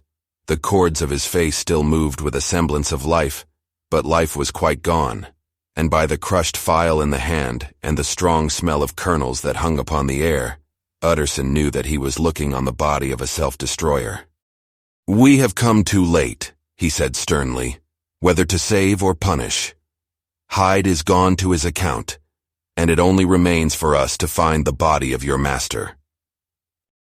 The far greater proportion of the building was occupied by the theater, which filled almost the whole ground story and was lighted from above, and by the cabinet, which formed an upper story at one end and looked upon the court. A corridor joined the theater to the door on the by-street, and with this the cabinet communicated separately by a second flight of stairs. There were besides a few dark closets and a spacious cellar. All these they now thoroughly examined. Each closet needed but a glance, for all were empty, and all, by the dust that fell from their doors, had stood long unopened. The cellar, indeed, was filled with crazy lumber, mostly dating from the times of the surgeon who was Jekyll's predecessor.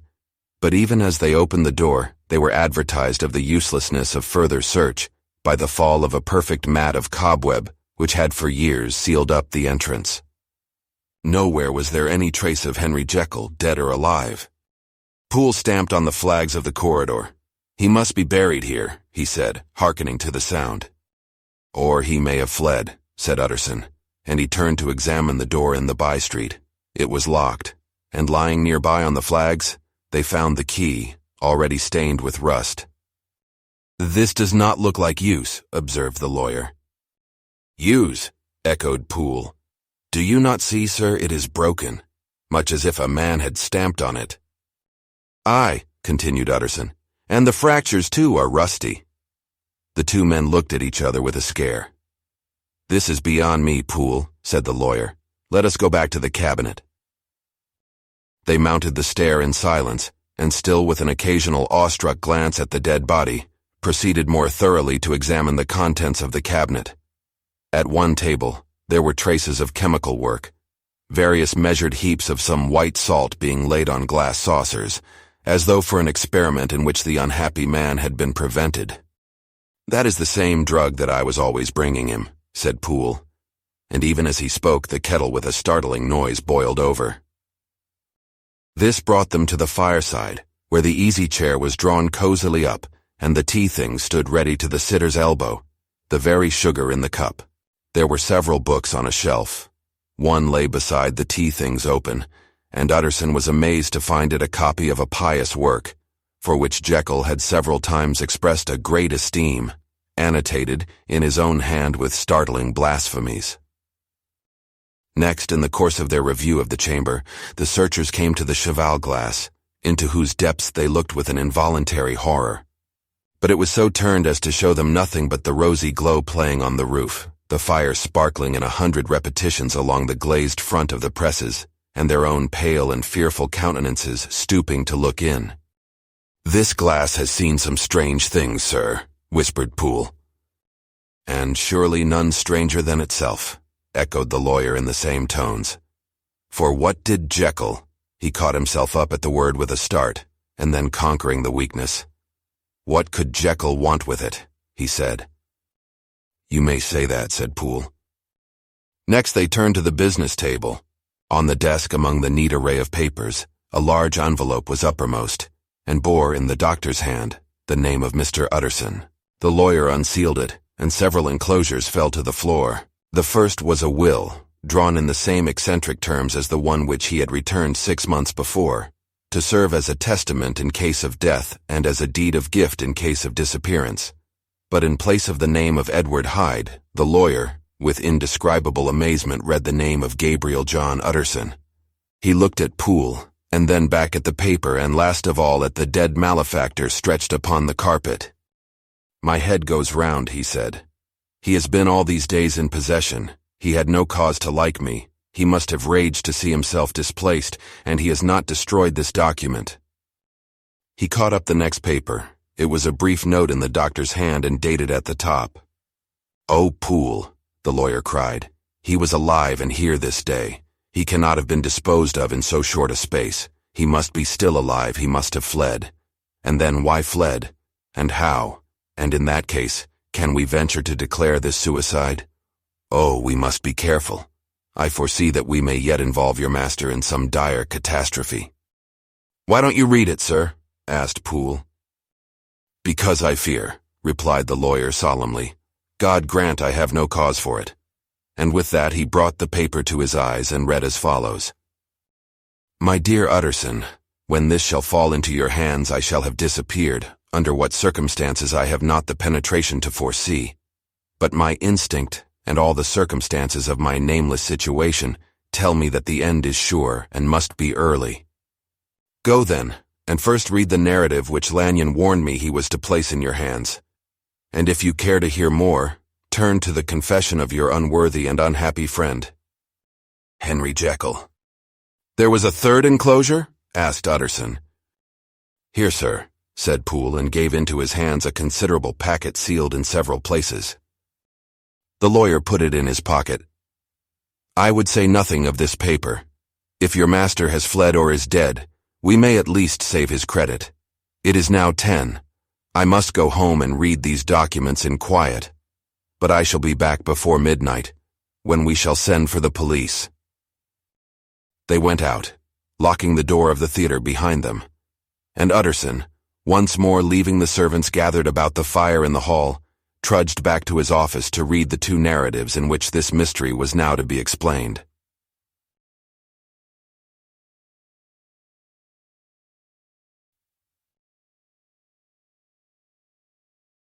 Chapter 9. Dr. Lanyon's Narrative.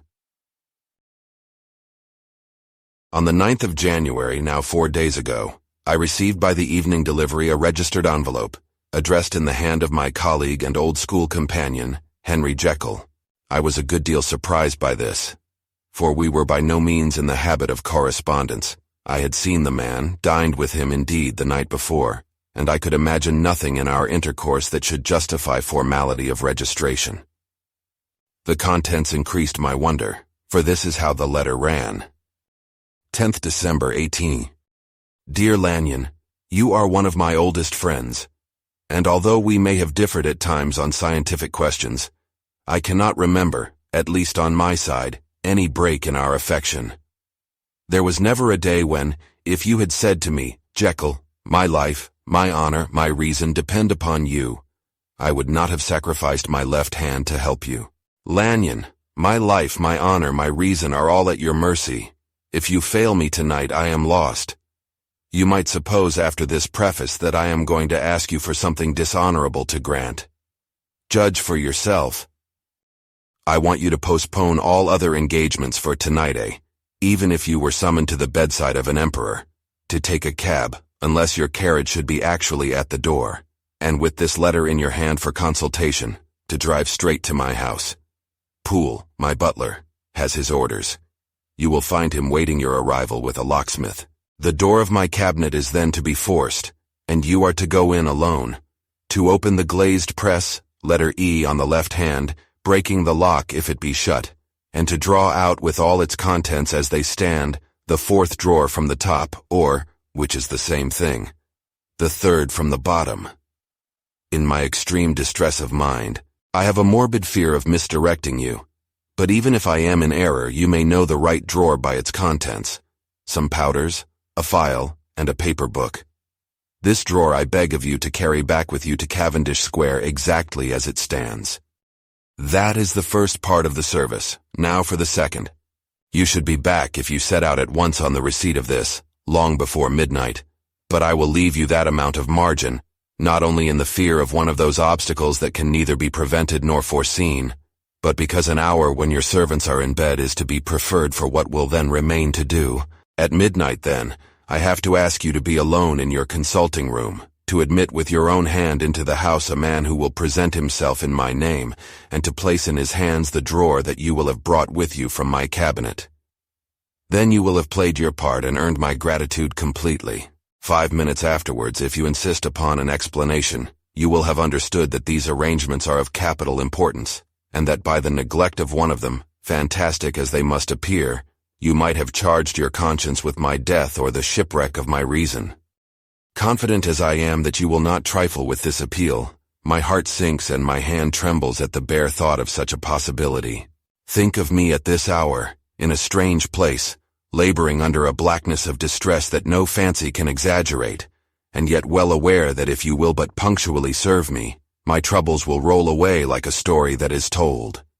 Serve me, my dear Lanyon, and save. Your friend, H.J. P.S. I had already sealed this up when a fresh terror struck upon my soul. It is possible that the post office may fail me, and this letter not come into your hands until tomorrow morning. In that case, dear Lanyon, do my errand when it shall be most convenient for you in the course of the day, and once more expect my messenger at midnight.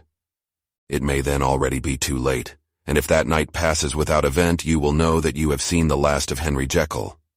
Upon the reading of this letter, I made sure my colleague was insane, but till that was proved beyond the possibility of doubt, I felt bound to do as he requested. The less I understood of this farrago, the less I was in a position to judge of its importance, and an appeal so worded could not be set aside without a grave responsibility. I rose accordingly from table, got into a hansom and drove straight to Jekyll's house. The butler was awaiting my arrival. He had received by the same post as mine a registered letter of instruction, and had sent at once for a locksmith and a carpenter. The tradesmen came while we were yet speaking, and we moved in a body to old Dr. Denman's surgical theater, from which, as you are doubtless aware, Jekyll's private cabinet is most conveniently entered. The door was very strong, the lock excellent. The carpenter avowed he would have great trouble and have to do much damage, if force were to be used, and the locksmith was near despair. But this last was a handy fellow, and after 2 hours' work the door stood open. The press marked E was unlocked, and I took out the drawer, had it filled up with straw and tied in a sheet, and returned with it to Cavendish Square.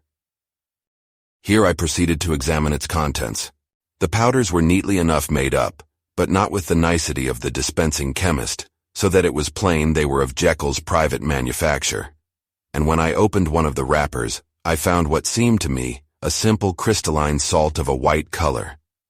The phial to which I next turned my attention might have been about half full of a blood-red liquor, which was highly pungent to the sense of smell, and seemed to me to contain phosphorus and some volatile ether.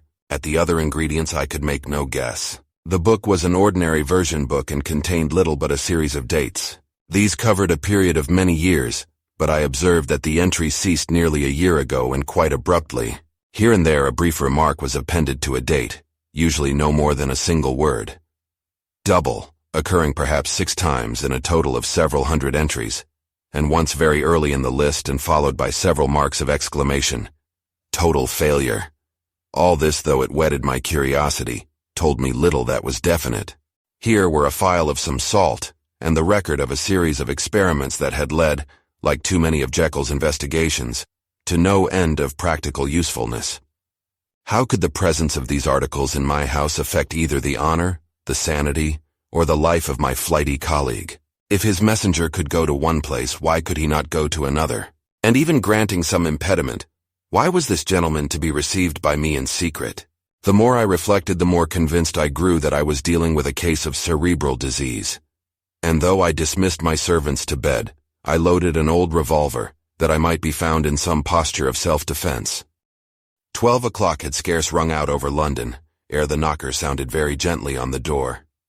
I went myself at the summons, and found a small man crouching against the pillars of the portico.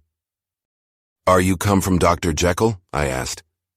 He told me yes by a constrained gesture, and when I had bidden him enter, he did not obey me without a searching backward glance into the darkness of the square. There was a policeman not far off, advancing with his bull's eye open, and at the sight, I thought my visitor started and made greater haste. These particulars struck me, I confess, disagreeably, and as I followed him into the bright light of the consulting room, I kept my hand ready on my weapon. Here at last I had a chance of clearly seeing him. I had never set eyes on him before, so much was certain. He was small, as I have said. I was struck besides with the shocking expression of his face, with his remarkable combination of great muscular activity and great apparent debility of constitution, and last but not least, with the odd subjective disturbance caused by his neighborhood. This bore some resemblance to incipient rigor, and was accompanied by a marked sinking of the pulse. At the time, I set it down to some idiosyncratic personal distaste, and merely wondered at the acuteness of the symptoms. But I have since had reason to believe the cause to lie much deeper in the nature of man, and to turn on some nobler hinge than the principle of hatred. This person, who had thus from the first moment of his entrance struck in me what I can only describe as a disgustful curiosity, was dressed in a fashion that would have made an ordinary person laughable. His clothes, that is to say, although they were of rich and sober fabric, were enormously too large for him in every measurement, the trousers hanging on his legs and rolled up to keep them from the ground, the waist of the coat below his haunches, and the collar sprawling wide upon his shoulders. Strange to relate, this ludicrous accoutrement was far from moving me to laughter. Rather, as there was something abnormal and misbegotten in the very essence of the creature that now faced me, something seizing, surprising, and revolting. This fresh disparity seemed but to fit in with and to reinforce it, so that to my interest in the man's nature and character, there was added a curiosity as to his origin, his life, his fortune and status in the world. These observations, though they have taken so great a space to be set down in, were yet the work of a few seconds. My visitor was indeed on fire with somber excitement. "Have you got it?" he cried. "Have you got it?" And so lively was his impatience that he even laid his hand upon my arm and sought to shake me. I put him back, conscious at his touch of a certain icy pang along my blood.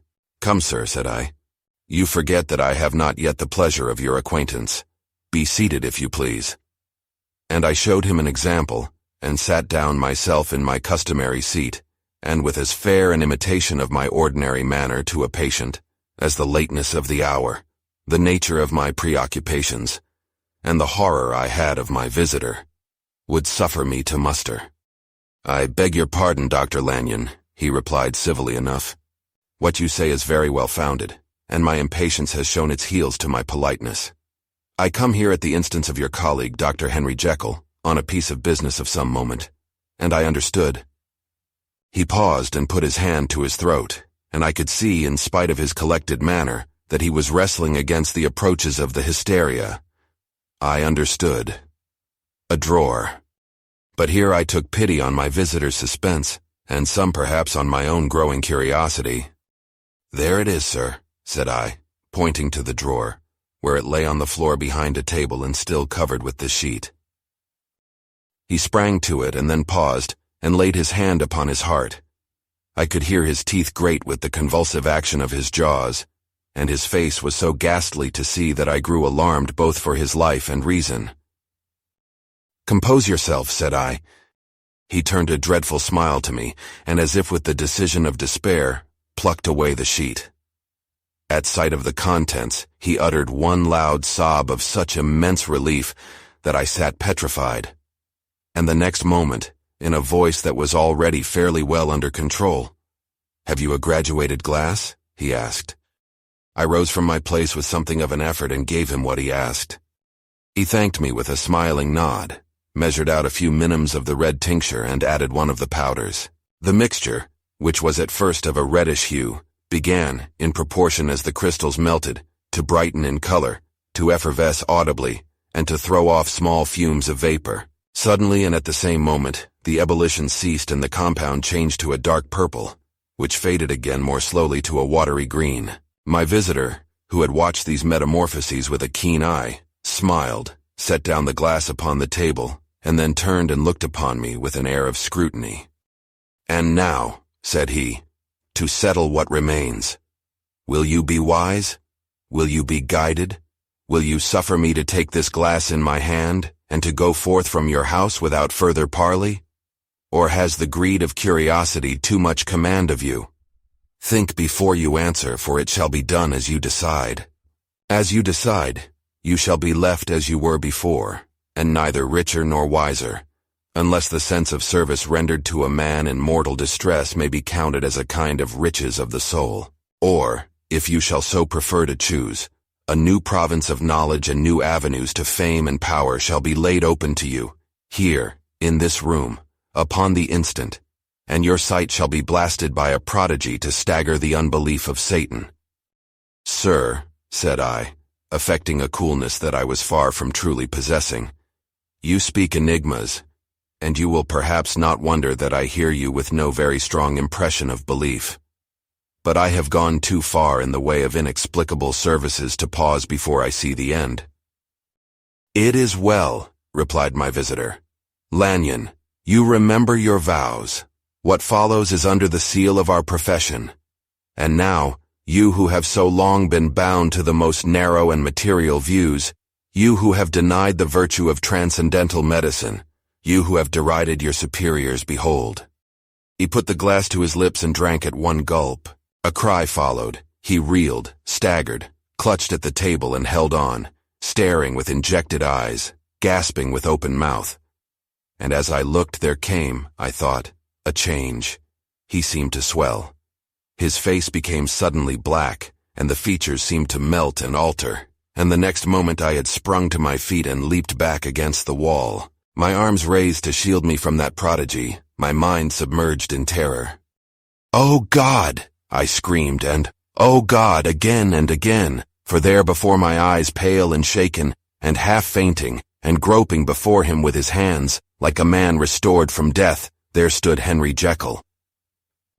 What he told me in the next hour, I cannot bring my mind to set on paper. I saw what I saw, I heard what I heard, and my soul sickened at it. And yet now when that sight has faded from my eyes, I ask myself if I believe it, and I cannot answer. My life is shaken to its roots. Sleep has left me. The deadliest terror sits by me at all hours of the day and night, and I feel that my days are numbered, and that I must die, and yet I shall die incredulous. As for the moral turpitude that man unveiled to me, even with tears of penitence I cannot even in memory dwell on it without a start of horror. I will say but one thing, Utterson, and that if you can bring your mind to credit it will be more than enough. The creature who crept into my house that night was, on Jekyll's own confession, known by the name of Hyde, and hunted for in every corner of the land as the murderer of Carew. Hasty Lanyon. Chapter 10. Henry Jekyll's full statement of the case. I was born in the year 18, to a large fortune, endowed besides with excellent parts, inclined by nature to industry, fond of the respect of the wise and good among my fellowmen, and thus, as might have been supposed, with every guarantee of an honorable and distinguished future. And indeed the worst of my faults was a certain impatient gaiety of disposition, such as has made the happiness of many, but such as I found it hard to reconcile with my imperious desire to carry my head high, and wear a more than commonly grave countenance before the public. Hence it came about that I concealed my pleasures, and that when I reached years of reflection, and began to look round me and take stock of my progress and position in the world, I stood already committed to a profound duplicity of life. Many a man would have even blazoned such irregularities as I was guilty of, but from the high views that I had set before me, I regarded and hid them with an almost morbid sense of shame. It was thus rather the exacting nature of my aspirations than any particular degradation in my faults that made me what I was, and with even a deeper trench than in the majority of men, severed in me those provinces of good and ill which divide and compound man's dual nature. In this case, I was driven to reflect deeply and inveterately on that hard law of life, which lies at the root of religion, and is one of the most plentiful springs of distress. Though so profound a double-dealer, I was in no sense a hypocrite. Both sides of me were in dead earnest. I was no more myself when I laid aside restraint and plunged in shame, than when I labored, in the eye of day, at the furtherance of knowledge or the relief of sorrow and suffering. And it chanced that the direction of my scientific studies, which led wholly towards the mystic and the transcendental, reacted and shed a strong light on this consciousness of the perennial war among my members. With every day, and from both sides of my intelligence, the moral and the intellectual, I thus drew steadily nearer to that truth, by whose partial discovery I have been doomed to such a dreadful shipwreck, that man is not truly one, but truly two. I say two, because the state of my own knowledge does not pass beyond that point. Others will follow, others will outstrip me on the same lines, and I hazard the guess that man will be ultimately known for a mere polity of multifarious, incongruous and independent denizens. I, for my part, from the nature of my life, advanced infallibly in one direction and in one direction only. It was on the moral side and in my own person that I learned to recognize the thorough and primitive duality of man. I saw that, of the two natures that contended in the field of my consciousness, even if I could rightly be said to be either, it was only because I was radically both. And from an early date, even before the course of my scientific discoveries had begun to suggest the most naked possibility of such a miracle, I had learned to dwell with pleasure, as a beloved daydream, on the thought of the separation of these elements. If each, I told myself, could be housed in separate identities, life would be relieved of all that was unbearable. The unjust might go his way, delivered from the aspirations and remorse of his more upright twin, and the just could walk steadfastly and securely on his upward path, doing the good things in which he found his pleasure, and no longer exposed to disgrace and penitence by the hands of this extraneous evil. It was the curse of mankind that these incongruous faggots were thus bound together, that in the agonized womb of consciousness, these polar twins should be continuously struggling. How then were they dissociated? I was so far in my reflections when, as I've said, a sidelight began to shine upon the subject from the laboratory table. I began to perceive more deeply than it has ever yet been stated the trembling immateriality, the mist-like transience of this seemingly so solid body in which we walk attired. Certain agents I found to have the power to shake and pluck back that fleshly vestment, even as a wind might toss the curtains of a pavilion. For two good reasons, I will not enter deeply into this scientific branch of my confession.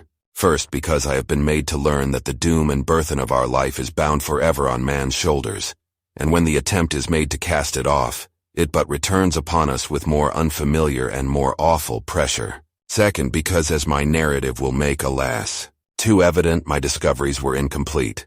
Enough, then, that I not only recognized my natural body from the mere aura and effulgence of certain of the powers that made up my spirit, but managed to compound a drug by which these powers should be dethroned from their supremacy, and a second form and countenance substituted none the less natural to me because they were the expression, and bore the stamp of lower elements in my soul. I hesitated long before I put this theory to the test of practice. I knew well that I risked death. For any drug that so potently controlled and shook the very fortress of identity might, by the least scruple of an overdose, or at the least inopportunity in the moment of exhibition, utterly blot out that immaterial tabernacle which I looked to it to change. But the temptation of a discovery so singular and profound at last overcame the suggestions of alarm. I had long since prepared my tincture. I purchased at once from a firm of wholesale chemists a large quantity of a particular salt which I knew, from my experiments, to be the last ingredient required. And late one accursed night, I compounded the elements, watched them boil and smoke together in the glass, and when the ebullition had subsided, with a strong glow of courage drank off the potion. The most racking pang succeeded, a grinding in the bones, deadly nausea, and a horror of the spirit that cannot be exceeded at the hour of birth or death. Then these agonies began swiftly to subside, and I came to myself as if out of a great sickness. There was something strange in my sensations, something indescribably new and, from its very novelty, incredibly sweet. I felt younger, lighter, happier in body. Within I was conscious of a heady recklessness, a current of disordered sensual images running like a mill race in my fancy, a solution of the bonds of obligation, an unknown but not an innocent freedom of the soul. I knew myself at the first breath of this new life to be more wicked, tenfold more wicked, sold a slave to my original evil, and the thought, in that moment, braced and delighted me like wine. I stretched out my hands, exulting in the freshness of these sensations, and in the act, I was suddenly aware that I had lost in stature. There was no mirror at that date, in my room. That which stands beside me as I write was brought there later on and for the very purpose of these transformations. The night, however, was far gone into the morning. The morning, black as it was nearly ripe for the conception of the day. The inmates of my house were locked in the most rigorous hours of slumber, and I determined, flushed as I was with hope and triumph, to venture in my new shape as far as to my bedroom. I crossed the yard, wherein the constellations looked down upon me. I could have thought, with wonder, the first creature of that sort that their unsleeping vigilance had yet disclosed to them. I stole through the corridors, a stranger in my own house, and coming to my room, I saw for the first time the appearance of Edward Hyde. I must here speak by theory alone, saying not that which I know, but that which I suppose to be most probable. The evil side of my nature, to which I had now transferred the stamping efficacy, was less robust and less developed than the good which I had just deposed. Again, in the course of my life, which had been after all 9/10 a life of effort, virtue, and control, it had been much less exercised and much less exhausted, and hence as I think it came about that Edward Hyde was so much smaller, slighter, and younger than Henry Jekyll. Even as good shone upon the countenance of the one, evil was written broadly and plainly on the face of the other. Evil besides, which I must still believe to be the lethal side of man, had left on that body an imprint of deformity and decay, and yet when I looked upon that ugly idol in the glass, I was conscious of no repugnance, rather of a leap of welcome. This too was myself. It seemed natural and human. In my eyes it bore a livelier image of the spirit. It seemed more express and single than the imperfect and divided countenance I had been hitherto accustomed to call mine, and in so far I was doubtless right.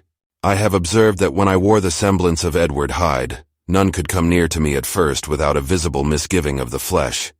This, as I take it, was because all human beings, as we meet them, are commingled out of good and evil, and Edward Hyde, alone in the ranks of mankind, was pure evil. I lingered but a moment at the mirror. The second and conclusive experiment had yet to be attempted. It yet remained to be seen if I had lost my identity beyond redemption and must flee before daylight from a house that was no longer mine. And hurrying back to my cabinet, I once more prepared and drank the cup, once more suffered the pangs of dissolution, and came to myself once more with the character, the stature, and the face of Henry Jekyll. That night I had come to the fatal crossroads. Had I approached my discovery in a more noble spirit, had I risked the experiment while under the empire of generous or pious aspirations, all must have been otherwise, and from these agonies of death and birth, I had come forth an angel instead of a fiend. The drug had no discriminating action. It was neither diabolical nor divine. It but shook the doors of the prison house of my disposition, and like the captives of Philippi, that which stood within ran forth. At that time my virtue slumbered. My evil, kept awake by ambition, was alert and swift to seize the occasion, and the thing that was projected was Edward Hyde. Hence, although I had now two characters as well as two appearances, one was wholly evil, and the other was still the old Henry Jekyll, that incongruous compound of whose reformation and improvement I had already learned to despair. The movement was thus wholly toward the worse. Even at that time I had not conquered my aversions to the dryness of a life of study. I would still be merrily disposed at times, and as my pleasures were, to say the least, undignified, and I was not only well known and highly considered, but growing towards the elderly man, this incoherency of my life was daily growing more unwelcome. It was on this side that my new power tempted me until I fell in slavery. I had but to drink the cup, to doff at once the body of the noted professor, and to assume like a thick cloak that of Edward Hyde. I smiled at the notion. It seemed to me at the time to be humorous, and I made my preparations with the most studious care. I took and furnished that house in Soho to which Hyde was tracked by the police, and engaged as a housekeeper a creature whom I knew well to be silent and unscrupulous. On the other side, I announced to my servants that a Mr. Hyde, whom I described, was to have full liberty and power about my house in the square, and to parry mishaps, I even called and made myself a familiar object in my second character. I next drew up that will to which you so much objected, so that if anything befell me in the person of Dr. Jekyll, I could enter on that of Edward Hyde without pecuniary loss. And thus fortified, as I supposed, on every side, I began to profit by the strange immunities of my position. Men have before hired bravos to transact their crimes, while their own person and reputation sat under shelter. I was the first that ever did so for his pleasures. I was the first that could plod in the public eye with a load of genial respectability, and in a moment, like a schoolboy, strip off these lendings and spring headlong into the sea of liberty. But for me, in my impenetrable mantle, the safety was complete. Think of it, I did not even exist. Let me but escape into my laboratory door. Give me but a second or two to mix and swallow the draught that I had always standing ready, and whatever he had done, Edward Hyde would pass away like the stain of breath upon a mirror. and there in his stead, quietly at home, trimming the midnight lamp in his study, a man who could afford to laugh at suspicion, would be Henry Jekyll. The pleasures which I made haste to seek in my disguise were, as I have said, undignified. I would scarce use a harder term. But in the hands of Edward Hyde, they soon began to turn toward the monstrous.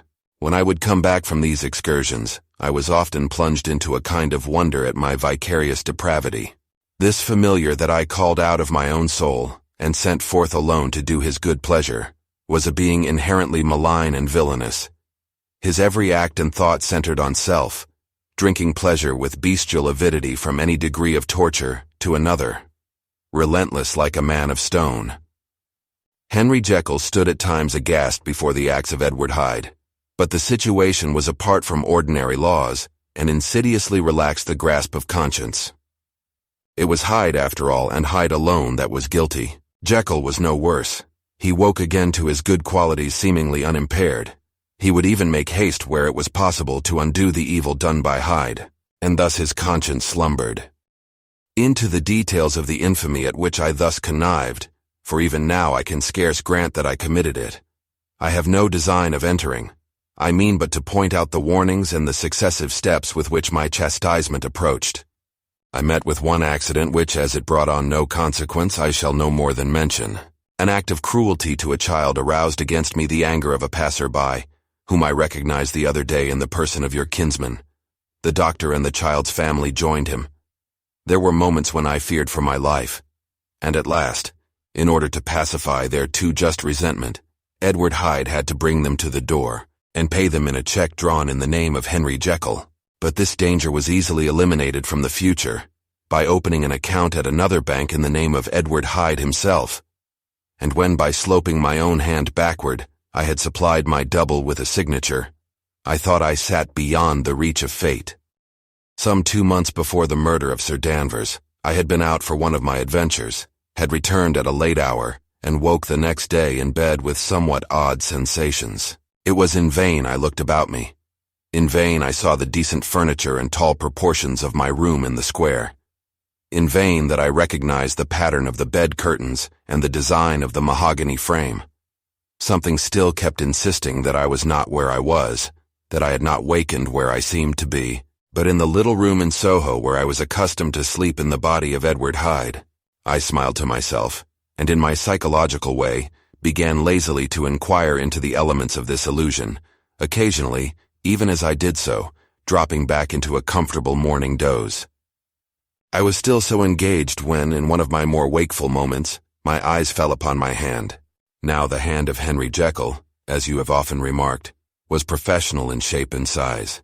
It was large, firm, white, and comely. But the hand which I now saw clearly enough, in the yellow light of a mid-London morning, lying half shut on the bedclothes, was lean, corded, knuckly, of a dusky pallor, and thickly shaded with a swart growth of hair. It was the hand of Edward Hyde. I must have stared upon it for near half a minute, sunk as I was in the mere stupidity of wonder, before terror woke up in my breast as sudden and startling as the crash of cymbals, and bounding from my bed I rushed to the mirror. At the sight that met my eyes my blood was changed into something exquisitely thin and icy. Yes, I had gone to bed Henry Jekyll. I had awakened Edward Hyde. How was this to be explained? I asked myself, and then with another bound of terror, how was it to be remedied? It was well on in the morning. The servants were up, all my drugs were in the cabinet. A long journey down 2 pairs of stairs, through the back passage, across the open court, and through the anatomical theater, from where I was then standing, horror-struck. It might indeed be possible to cover my face, but of what use was that when I was unable to conceal the alteration in my stature? And then, with an overpowering sweetness of relief, it came back upon my mind that the servants were already used to the coming and going of my second self. I had soon dressed as well as I was able in clothes of my own size, had soon passed through the house where Bradshaw stared and drew back at seeing Mr. Hyde at such an hour and in such a strange array. And 10 minutes later, Dr. Jekyll had returned to his own shape and was sitting down, with a darkened brow, to make a feint of breakfasting. Small indeed was my appetite. This inexplicable incident, this reversal of my previous experience, seemed, like the Babylonian finger on the wall, to be spelling out the letters of my judgment, and I began to reflect more seriously than ever before on the issues and possibilities of my double existence. That part of me which I had the power of projecting had lately been much exercised and nourished. It had seemed to me of late as though the body of Edward Hyde had grown in stature, as though, when I wore that form, I were conscious of a more generous tide of blood, and I began to spy a danger that, if this were much prolonged, the balance of my nature might be permanently overthrown, the power of voluntary change be forfeited, and the character of Edward Hyde become irrevocably mine. The power of the drug had not been always equally displayed. Once very early in my career it had totally failed me. Since then I had been obliged on more than one occasion to double, and once, with infinite risk of death, to treble the amount. And these rare uncertainties had cast hitherto the sole shadow on my contentment. Now, however, and in the light of that morning's accident, I was led to remark that whereas in the beginning the difficulty had been to throw off the body of Jekyll, it had of late gradually but decidedly transferred itself to the other side. All things therefore seemed to point to this, that I was slowly losing hold of my original and better self, and becoming slowly incorporated with my second and worse. Between these two I now felt I had to choose. My two natures had memory in common, but all other faculties were most unequally shared between them. Jekyll, who was composite, now with the most sensitive apprehensions, now with a greedy gusto, projected and shared in the pleasures and adventures of Hyde. But Hyde was indifferent to Jekyll, or but remembered him as the mountain bandit, remembers the cavern in which he conceals himself from pursuit. Jekyll had more than a father's interest, Hyde had more than a son's indifference. To cast in my lot with Jekyll was to die to those appetites which I had long secretly indulged and had of late begun to pamper. To cast it in with Hyde was to die to 1,000 interests and aspirations, and to become, at a blow and forever, despised and friendless. The bargain might appear unequal, but there was still another consideration in the scales. For while Jekyll would suffer smartingly in the fires of abstinence, Hyde would be not even conscious of all that he had lost. Strange as my circumstances were, the terms of this debate are as old and commonplace as man. Much the same inducements and alarms cast the die for any tempted and trembling sinner. And it fell out with me, as it falls with so vast a majority of my fellows, that I chose the better part, and was found wanting in the strength to keep to it. Yes, I preferred the elderly and discontented doctor, surrounded by friends and cherishing honest hopes, and bade a resolute farewell to the liberty, the comparative youth, the light step, leaping impulses and secret pleasures that I had enjoyed in the disguise of Hyde. I made this choice perhaps with some unconscious reservation, for I neither gave up the house in Soho, nor destroyed the clothes of Edward Hyde, which still lay ready in my cabinet. For 2 months, however, I was true to my determination. For 2 months I led a life of such severity as I had never before attained to, and enjoyed the compensations of an approving conscience. But time began at last to obliterate the freshness of my alarm. The praises of conscience began to grow into a thing of course. I began to be tortured with throes and longings, as of Hyde struggling after freedom, and at last, in an hour of moral weakness, I once again compounded and swallowed the transforming draught. I do not suppose that when a drunkard reasons with himself upon his vice, he is once out of 500 times affected by the dangers that he runs through his brutish, physical insensibility. Neither had I, long as I had considered my position, made enough allowance for the complete moral insensibility and insensate readiness to evil, which were the leading characters of Edward Hyde. Yet it was by these that I was punished. My devil had been long caged, he came out roaring. I was conscious even when I took the draught of a more unbridled, a more furious propensity to ill. It must have been this, I suppose, that stirred in my soul that tempest of impatience with which I listened to the civilities of my unhappy victim. I declare at least before God, no man morally sane could have been guilty of that crime upon so pitiful a provocation, and that I struck in no more reasonable spirit than that in which a sick child may break a plaything. But I had voluntarily stripped myself of all those balancing instincts by which even the worst of us continues to walk with some degree of steadiness among temptations, and in my case to be tempted however slightly was to fall. Instantly the spirit of hell awoke in me and raged. With a transport of glee I mauled the unresisting body, tasting delight from every blow, and it was not till weariness had begun to succeed that I was suddenly, in the top fit of my delirium, struck through the heart by a cold thrill of terror. A mist dispersed. I saw my life to be forfeit, and fled from the scene of these excesses, at once glorying and trembling, my lust of evil gratified and stimulated, my love of life screwed to the topmost peg.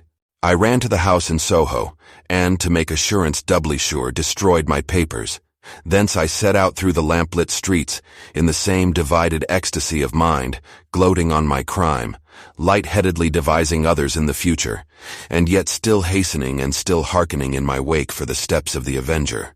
Hyde had a song upon his lips as he compounded the draught, and as he drank it, pledged the dead man. The pangs of transformation had not done tearing him.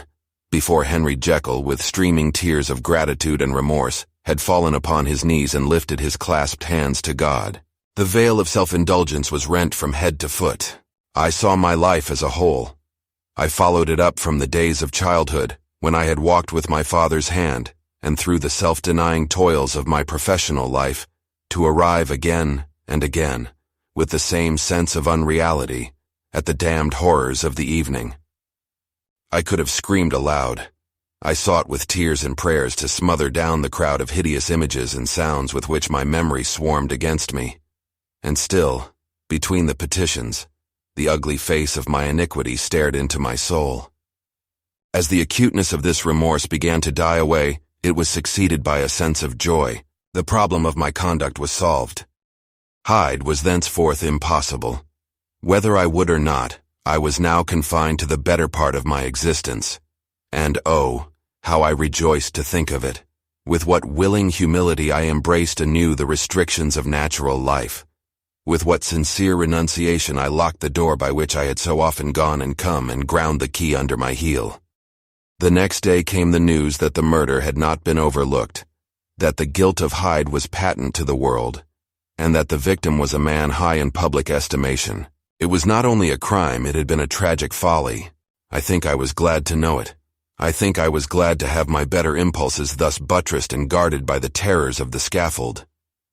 Jekyll was now my city of refuge. Let but Hyde peep out an instant, and the hands of all men would be raised to take and slay him. I resolved in my future conduct to redeem the past, and I can say with honesty that my resolve was fruitful of some good. You know yourself how earnestly, in the last months of the last year, I labored to relieve suffering. You know that much was done for others, and that the days passed quietly, almost happily for myself.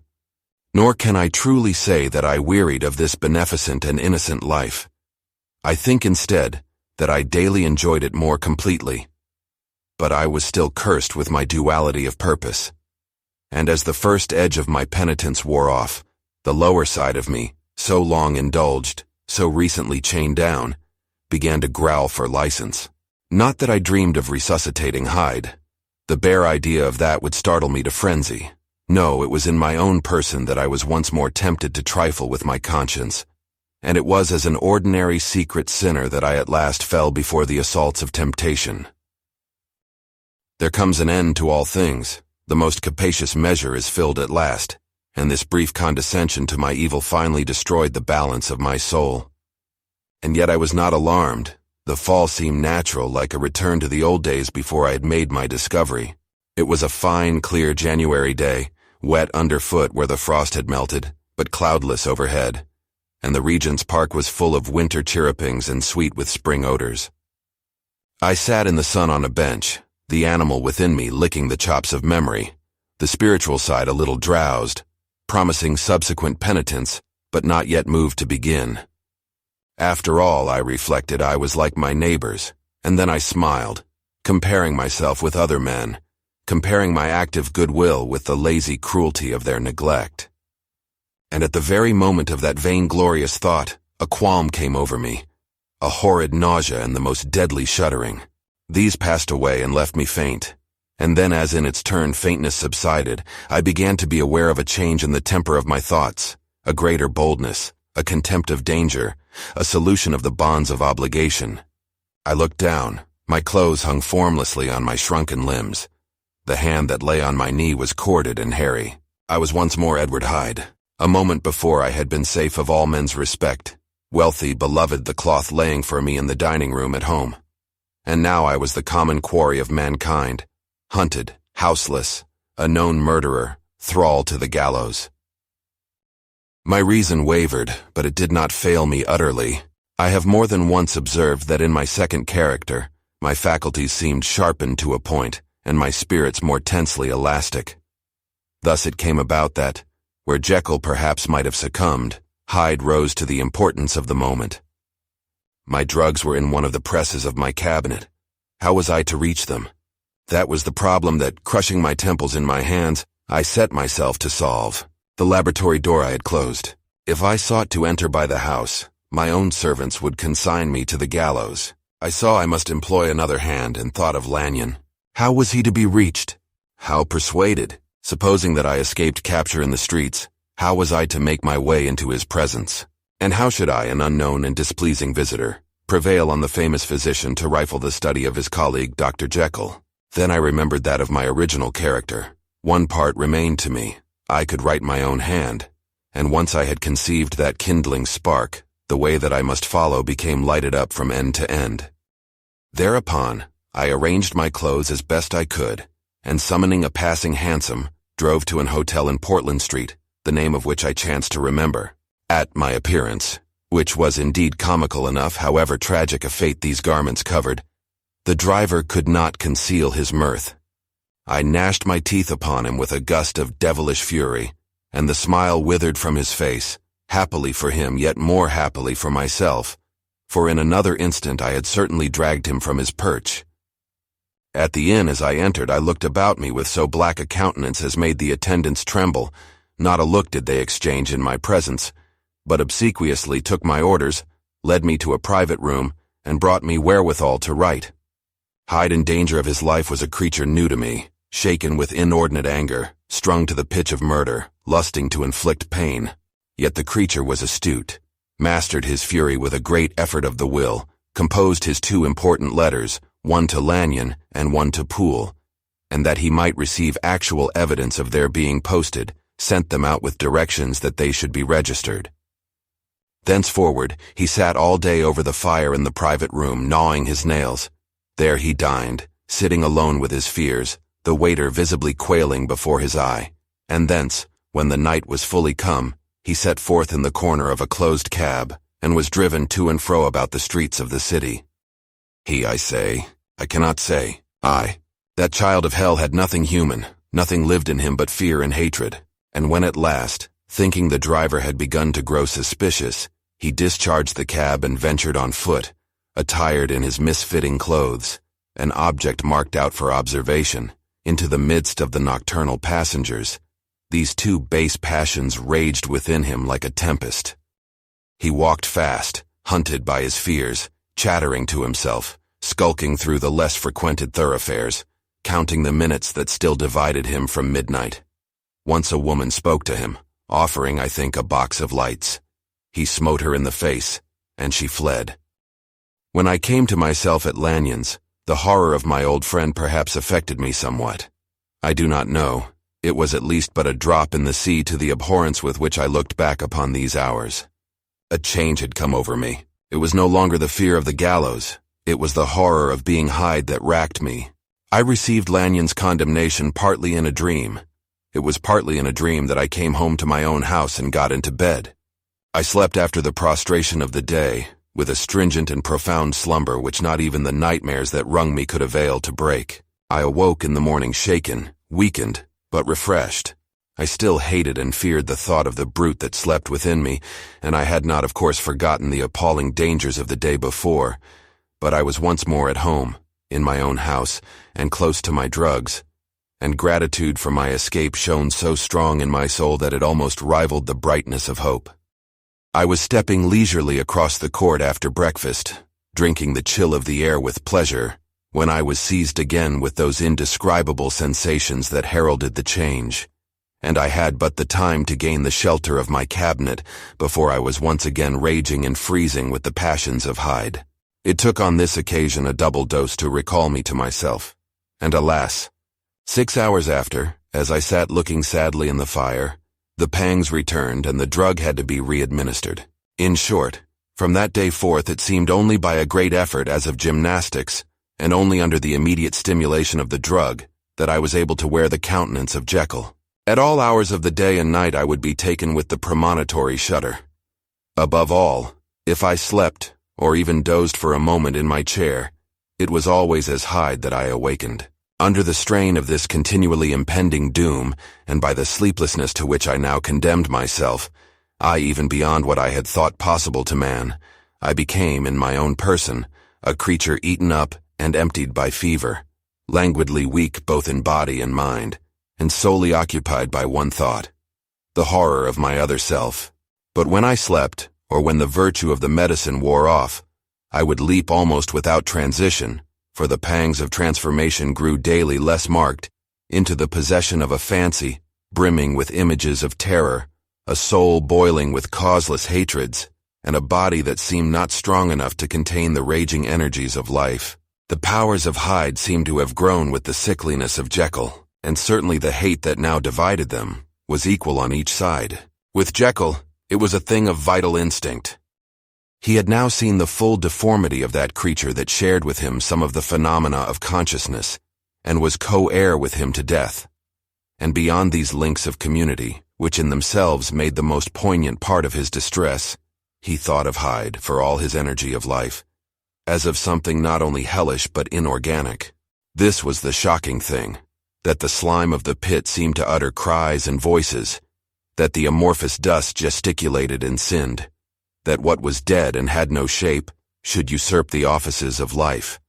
And this again, that insurgent horror was knit to him closer than a wife, closer than an eye, lay caged in his flesh, where he heard it mutter and felt it struggle to be born, and at every hour of weakness, and in the confidence of slumber, prevailed against him, and deposed him out of life. The hatred of Hyde for Jekyll was of a different order. His terror of the gallows drove him continually to commit temporary suicide, and return to his subordinate station of a part instead of a person, but he loathed the necessity. He loathed the despondency into which Jekyll was now fallen, and he resented the dislike with which he was himself regarded. Hence the ape-like tricks that he would play me, scrawling in my own hand blasphemies on the pages of my books, burning the letters and destroying the portrait of my father. And indeed, had it not been for his fear of death, he would long ago have ruined himself in order to involve me in the ruin. But his love of life is wonderful. I go further.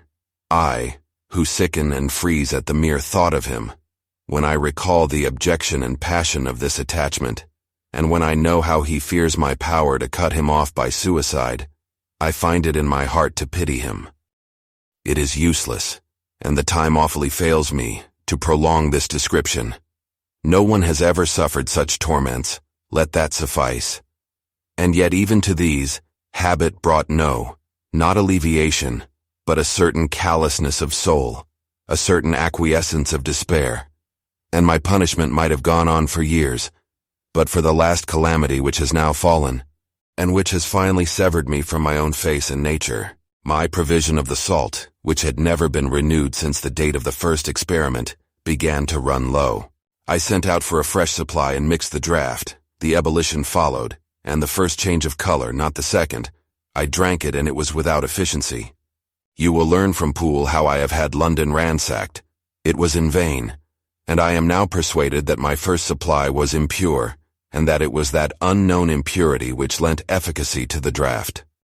About a week has passed, and I am now finishing this statement under the influence of the last of the old powders. This, then, is the last time, short of a miracle, that Henry Jekyll can think his own thoughts or see his own face, now how sadly altered, in the glass. Nor must I delay too long to bring my writing to an end, for if my narrative has hitherto escaped destruction, it has been by a combination of great prudence and great good luck.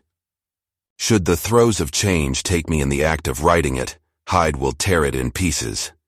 But if some time shall have elapsed after I have laid it by, his wonderful selfishness and circumscription to the moment will probably save it once again from the action of his ape-like spite. And indeed the doom that is closing on us both has already changed and crushed him. Half an hour from now, when I shall again and forever re-undo that hated personality, I know how I shall sit shuddering and weeping in my chair, or continue, with the most strained and fear-struck ecstasy of listening, to pace up and down this room, my last earthly refuge, and give ear to every sound of menace. Will Hyde die upon the scaffold, or will he find courage to release himself at the last moment? God knows I am careless. This is my true hour of death, and what is to follow concerns another than myself. Here then, as I lay down the pen and proceed to seal up my confession, I bring the life of that unhappy Henry Jekyll to an end. If you enjoyed this video, please consider liking and subscribing to the channel. Thank you for watching, and I'll see you in the next one.